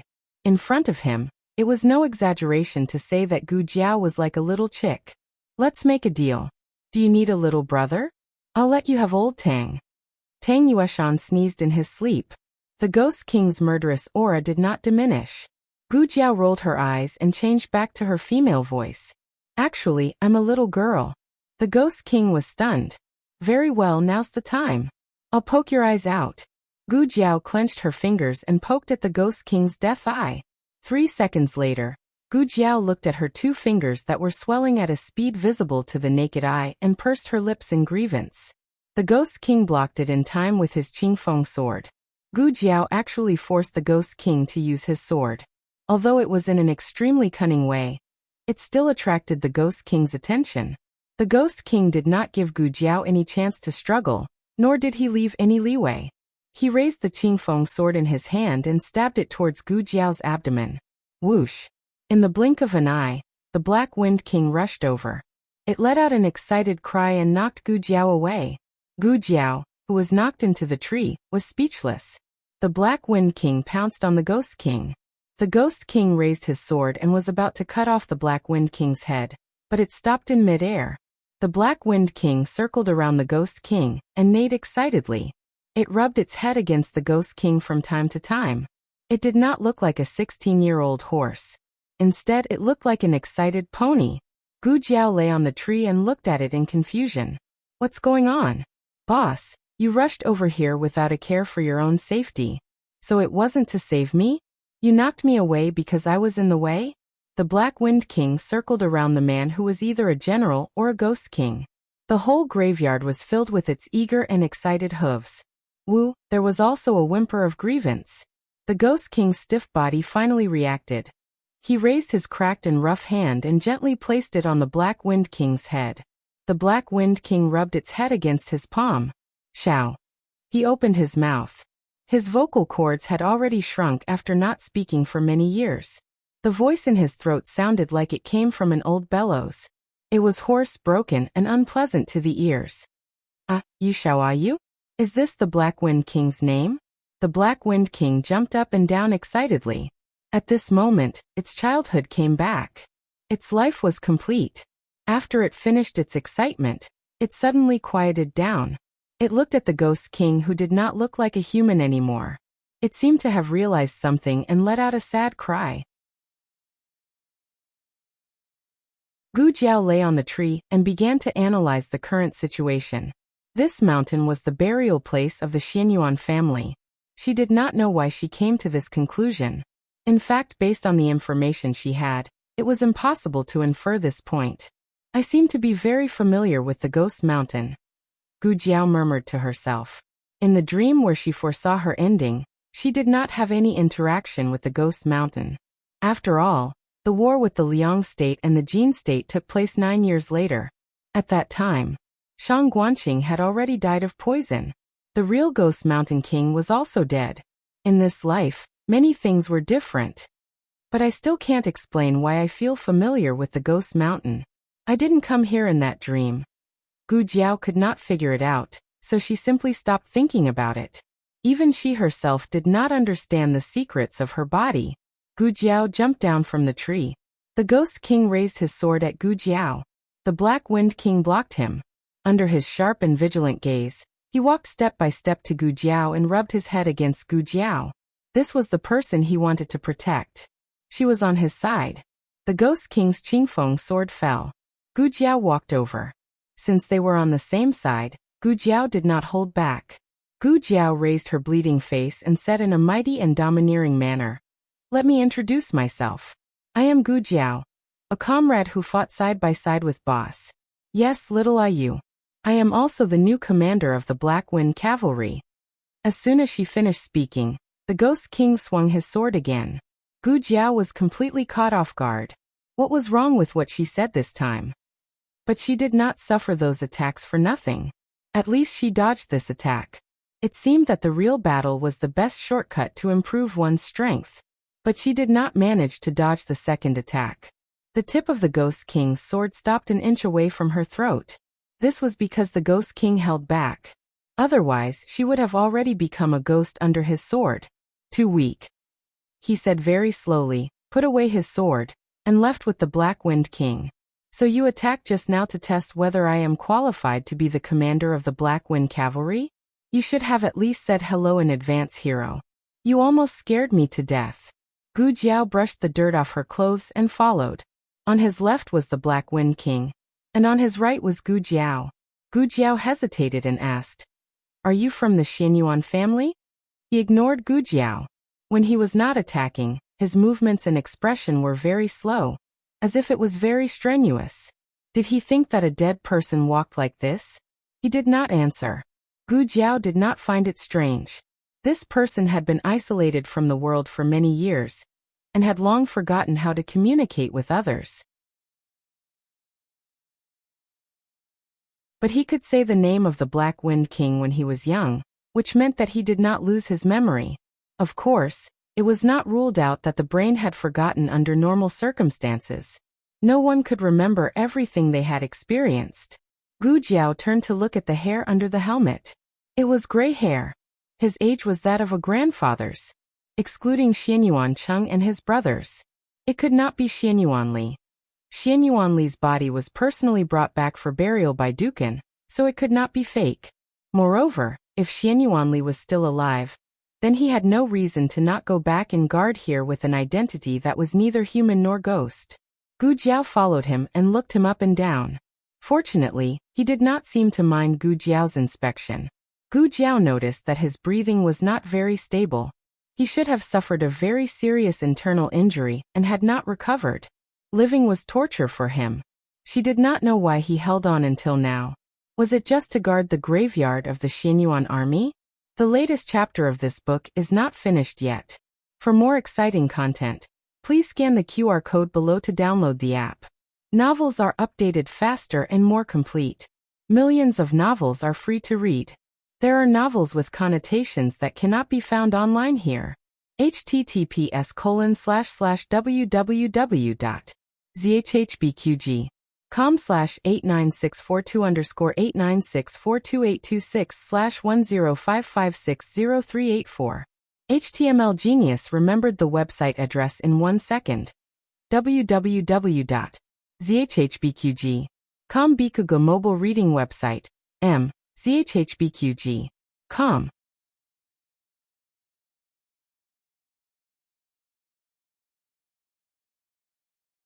Chapter 859. The latest chapter of this book is not finished yet. For more exciting content, please scan the QR code below to download the app. Novels are updated faster. Millions of novels are free to read. Novels with content that can't be found on the internet are all available here. As Gu Jiao thought about this, she slowed down and fell slightly behind. She wasn't in a hurry to catch up. Instead, she looked up at him and the Black Wind King. There was no doubt that only the Xianyuan family could make the Black Wind King so excited. Therefore, regardless of whether he answered or not, Gu Jiao was so sure. As for who he was from the Xianyuan family, Gu Jiao had a vague guess in her heart, but she needed further confirmation. The Ghost King brought a person and a horse, or to be exact, the Black Wind King. Gu Jiao was just along the way. She was now the Black Wind King's little follower. After walking for a long time, they exited the forest and entered another forest. They even crossed a small stream and arrived at another mountain. Gu Jiao didn't understand where he wanted to take them, and she felt that he was going in circles. Gu Jiao voiced the doubt in her heart. "Where do you want to take us? Are we going to where you live? Tell me the direction and I'll find it myself. I promise I won't go in circles." The Ghost King paused for a few seconds, probably thinking about how to say those words. Then he thought of something and said slowly, "Look at the scenery." He wanted to take little Ayu to see the scenery behind the mountain. Gu Jiao was speechless. "Can we not see the scenery?" Objection overruled. Gu Jiao was sleepy, so she rode on the Black Wind King's horse and fell asleep. When she woke up, she found that she was no longer in the forest, but in a spacious cave.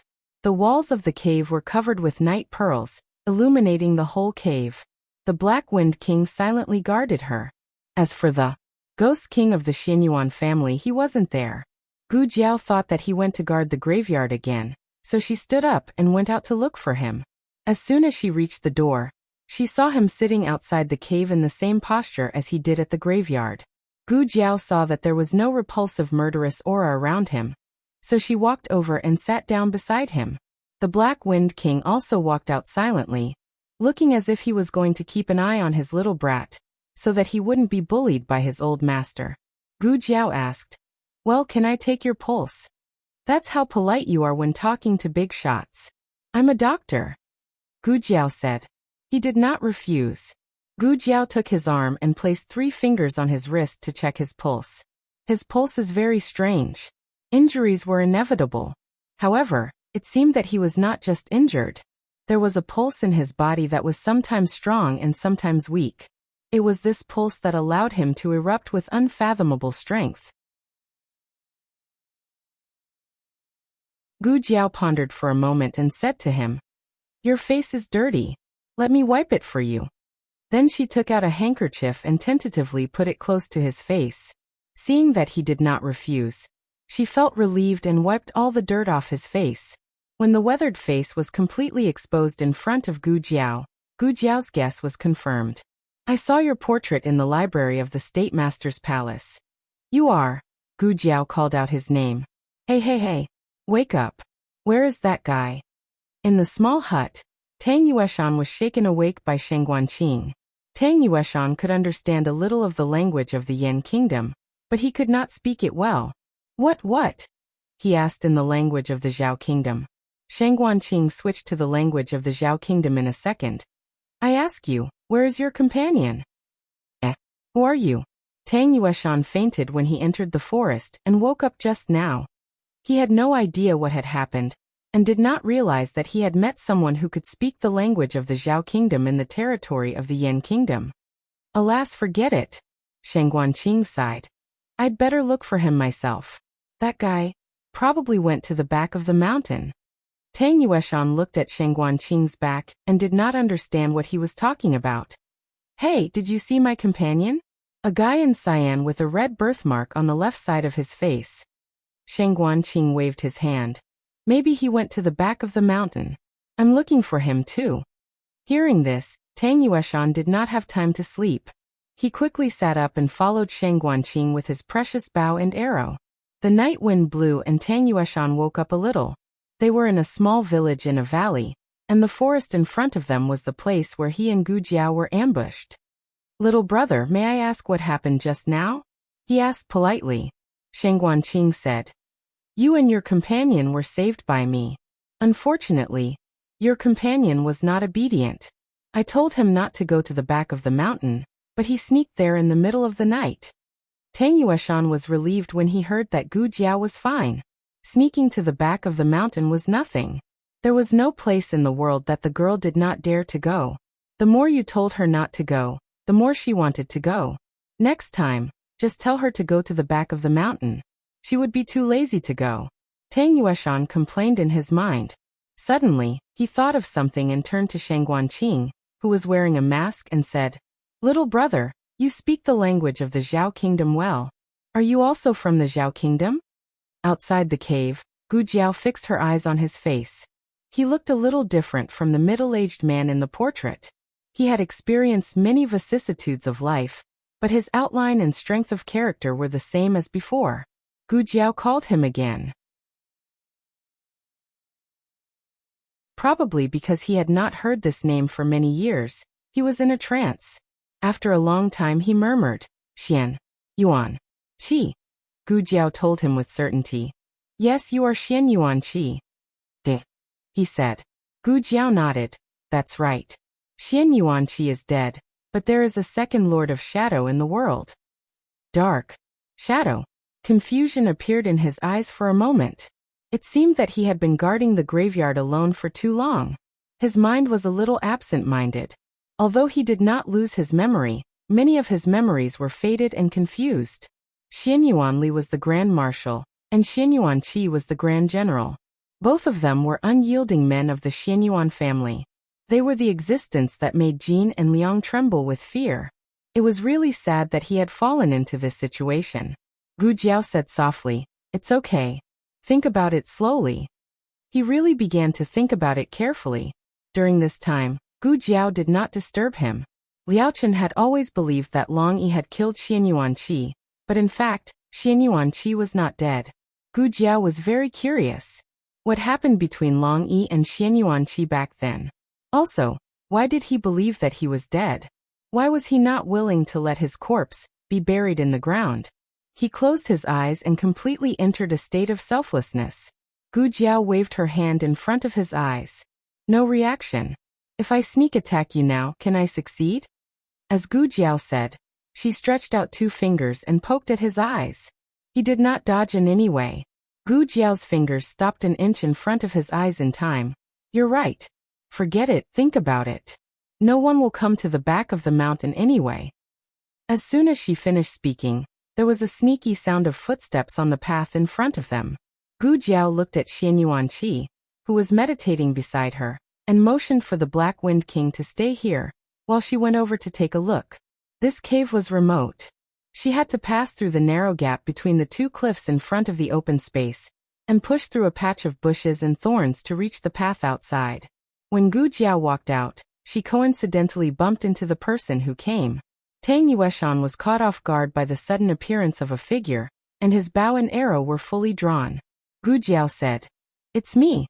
Tang Yueshan was stunned and looked at Gu Jiao. "Ah, it's really you." "Fortunately, I reacted quickly, or I would have been exposed." "Ah, why are you so rough with your words? We're kindred spirits." Sheng Guanqing withdrew his gaze from Tang Yueshan and walked quickly to Gu Jiao. "You didn't meet the old Ghost King, did you?" "Ah, what's with the blood on your face?" Gu Jiao said without changing her expression. "Oh young man, I was too angry and had a nosebleed." She would never admit that she couldn't beat that guy. Without giving Sheng Guanqing a chance to find a flaw, she continued, "Besides, I met the old Ghost King." Sheng Guanqing didn't believe it, and firmly believed that the young man in front of him was bragging. With this guy's skills, the old Ghost King would definitely regard him as an enemy and tear him apart. Sheng Guanqing snorted. "Then tell me, where is the old Ghost King? We just went to the graveyard, but he wasn't there." Sheng Guanqing had been to the back of the mountain several times, and every time he met the other party in the graveyard. Gu Jiao said mischievously, "So you haven't been to the old Ghost King's lair? Are you a close friend of the old Ghost King?" Sheng Guanqing was poked in his sore spot and said angrily, "He invited me several times. I just didn't have the time to go." Gu Jiao raised her eyebrows. "Oh, Sheng Guanqing." On the way here, Tang Yueshan had learned from Sheng Guanqing that there was a very powerful guy living in the back of the mountain. There seemed to be something wrong with his brain, and he was very wary of martial arts practitioners. "I don't know who's more powerful, me or him. Forget it, it's not convenient to fight with the 2 young ones here." Tang Yueshan said, "Let's leave here first." Gu Jiao looked at the 2 of them and said, "You 2 go first, I have something to do." Tang Yueshan asked, "You're not going back to Ziyang tomorrow morning?" "I might not be able to, let's wait." Gu Jiao wasn't sure how long Xian Yuanqi would meditate, so she could only pause and say, "Let's wait a few days first." She had an unusually strong intuition that she couldn't leave the Ghost Mountain, or she would never see Xian Yuanqi again, and miss the answer she wanted forever. Sheng Guanqing looked at Gu Jiao suspiciously. "You're not really going to see the old Ghost King, are you?" Gu Jiao said, "You don't have to worry about me, but on your side, Jie Xingzhou and the assassins of the Sword Hut have gone back. Based on my understanding of Gong Sunyu, he won't let it go. Early tomorrow morning, the Jin army will enter the mountain to suppress the bandits." Sheng Guanqing snorted and said, "Don't worry, I have a plan." The latest chapter of this book is not finished yet. For more exciting content, please scan the QR code below to download the app. Novels are updated faster and more complete. Millions of novels are free to read. Novels with content that can't be found on the internet are all available here. https://www.zhhbqg com/89642_896422826/105558964. HTML Genius remembered the website address in 1 second. www.zhhbqg.com Biku Pavilion Mobile Reading Website. zhhbqg.com.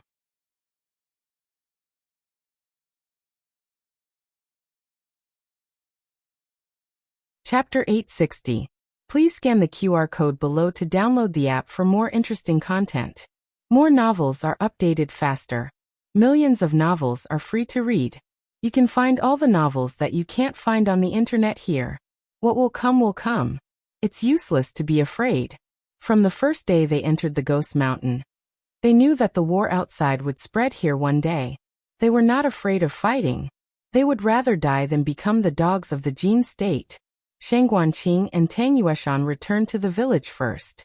Gu Jiao went to guard Xian Yuanqi at the entrance of the cave. He had protected others for most of his life.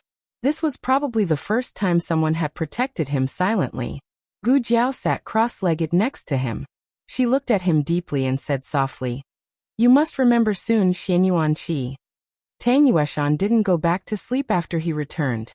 He stood at the entrance of the village with a big bow on his back, staring in the direction of the forest. When the sky was misty, a ghost soldier quickly came out of the forest and reported to Shang Guanqing, "The Jin state has sent out their troops. They're coming toward the Ghost Mountain." Shang Guanqing asked, "How many troops did they send?" The ghost soldier opened his mouth and said reluctantly, 20,000. Shang Guanqing put his hands behind his back and frowned. Obviously, this number was beyond his expectation. Gongsun Yu had sent 20,000 regular troops to deal with the 300 bandits in the Ghost Mountain. He really thought highly of the Ghost Mountain. "Tell them not to light any fires in the morning. Do everything according to the plan," Shang Guanqing ordered. "Yes." The ghost soldier quickly returned to the forest after receiving the order. Tang Yueshan entered his room and asked, "Is the Jin State Army coming?" Shang Guanqing nodded. He didn't look as calm as last night. 20,000 troops, he said. Tang Yueshan's eyes trembled. "What? 20,000? Is Gongsun Yu crazy? He sent 20,000 troops to deal with the Ghost Mountain." Shang Guanqing said, "Gongsun Yu's grandfather was buried in the Ghost Mountain. Maybe he has an unusual anger toward the Ghost Mountain. But you're right. He's crazy." Tang Yueshan asked, "Is there a retreat route? What's behind the mountain?" Shang Guanqing said seriously, "It's a lake, a boundless lake." That meant that there was no way to withdraw. Tang Yueshan asked again, "What about the east and west?" Shang Guanqing said, "There's a lake after climbing over the mountain. There aren't enough boats in the village."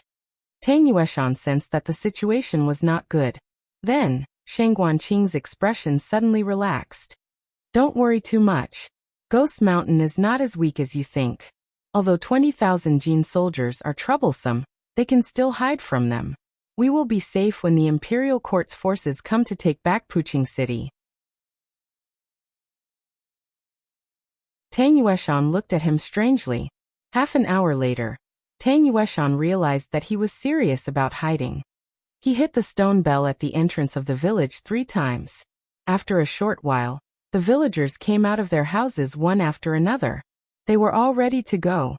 Tang Yueshan's jaw dropped. "Seriously? So fast?"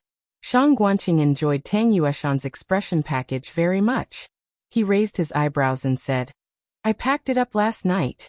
Otherwise, why would the villagers not sleep when it was so late at night? Were they doing farm work?" The moment the Jin army entered the mountain, he immediately started the emergency plan. Although it was a few days earlier than expected, it was not a big deal. Tang Yueshan said, "I'll go to the front." Shang Guanqing said, "No, you're responsible for protecting the villagers. The ghost soldiers in front will withdraw soon."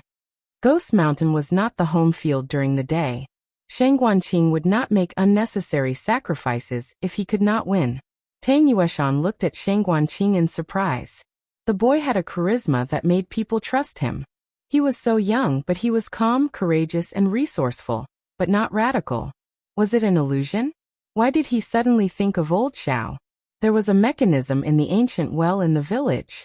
After it was opened, there would be a hole in the wall of the well. Shang Guanqing arranged 2 ghost soldiers who were familiar with the secret passage to take the lead, and then evacuated the villagers into the passage one by one. What shocked Tang Yueshan the most was that no one, from old man Kue Kue to the 3-year-old children, cried out in fear, nor did they show any signs of panic. Everyone obeyed Shang Guanqing's arrangement. This was an unreserved trust. He thought of Marquis Xianping again. Although Marquis Xianping looked frivolous, wherever he went, the hearts of the people were stirred up. He used to blame it on Marquis Xianping's face, but this boy did not show his face at all. Shang Guanqing looked back and interrupted his thoughts. "It's your turn, Marshal Tang." Tang Yueshan was shocked. "Wait. I didn't say I was the marshal. I only said my surname was Tang. Could it be that the last said it? Yes, it must be. This boy can't know me." Tang Yueshan and Shang Guanqing also entered the passage in the ancient well. The entrance looked small, but it was not narrow. Tang Yueshan, who was middle-aged and fat, could crawl in it without feeling crowded. After crawling for 10 feet, the passage became higher and wider, and he could walk with his body bent. "Are the ghost soldiers still behind?" Tang Yueshan asked. Shang Guanqing bent forward and walked in front. "Yes, they'll be here soon." Tang Yueshan asked, then. Shang Guanqing said, "Then this passage will be sealed." This actually meant that they had given up on the village. But as long as they were alive, there was hope for them to rebuild their home. They walked underground for a long time.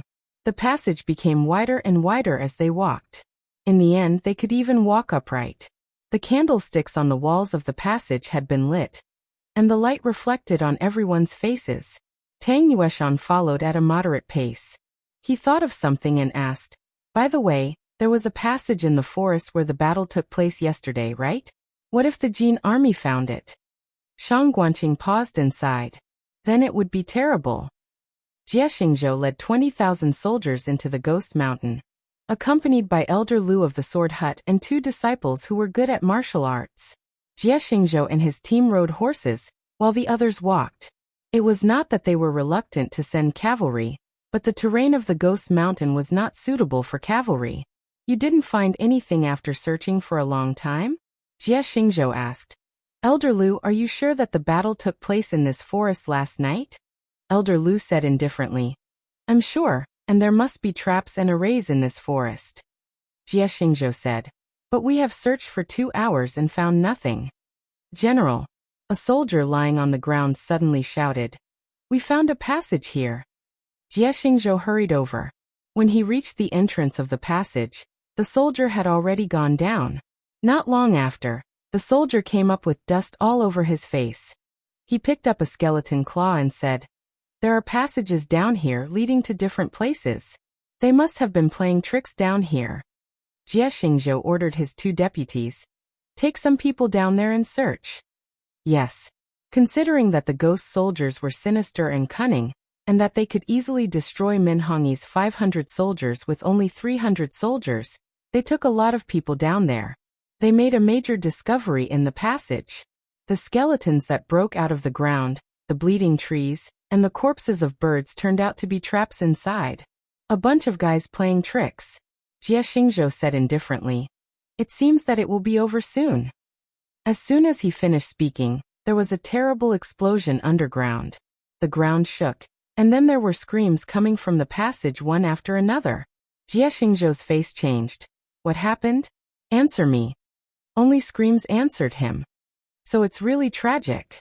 Shang Guanqing said, "Once the self-destruction mechanism is activated, no one will be left alive, and it will cut off the passage to the village forever." Wow. Tang Yueshan was secretly amazed. What was the saying? Reading 10,000 books was not as good as traveling 10,000 miles. This trip to the Yin Kingdom had broadened his horizons. It turned out that a war could be fought in this way. Tang Yueshan sincerely admired him. "How did you think of digging so many tunnels and set up such ingenious traps?" Shang Guanqing said, "It's not me. When I came to Ghost Mountain, there were already underground passages. I just figured out how to use those traps. According to the booklet stolen from the old Ghost King. He couldn't say this, otherwise how could he show off? The last ghost soldier also entered the passage, and the entrance of the well was completely blocked by the trap boulder. They walked for a while and came to a natural underground cave. The cave was big and long, and there was a stream gurgling through it. The villagers and ghost soldiers sat on the ground together. There was an inexhaustible water source here, and everyone had prepared enough dry food. It was not a problem to hide for a month.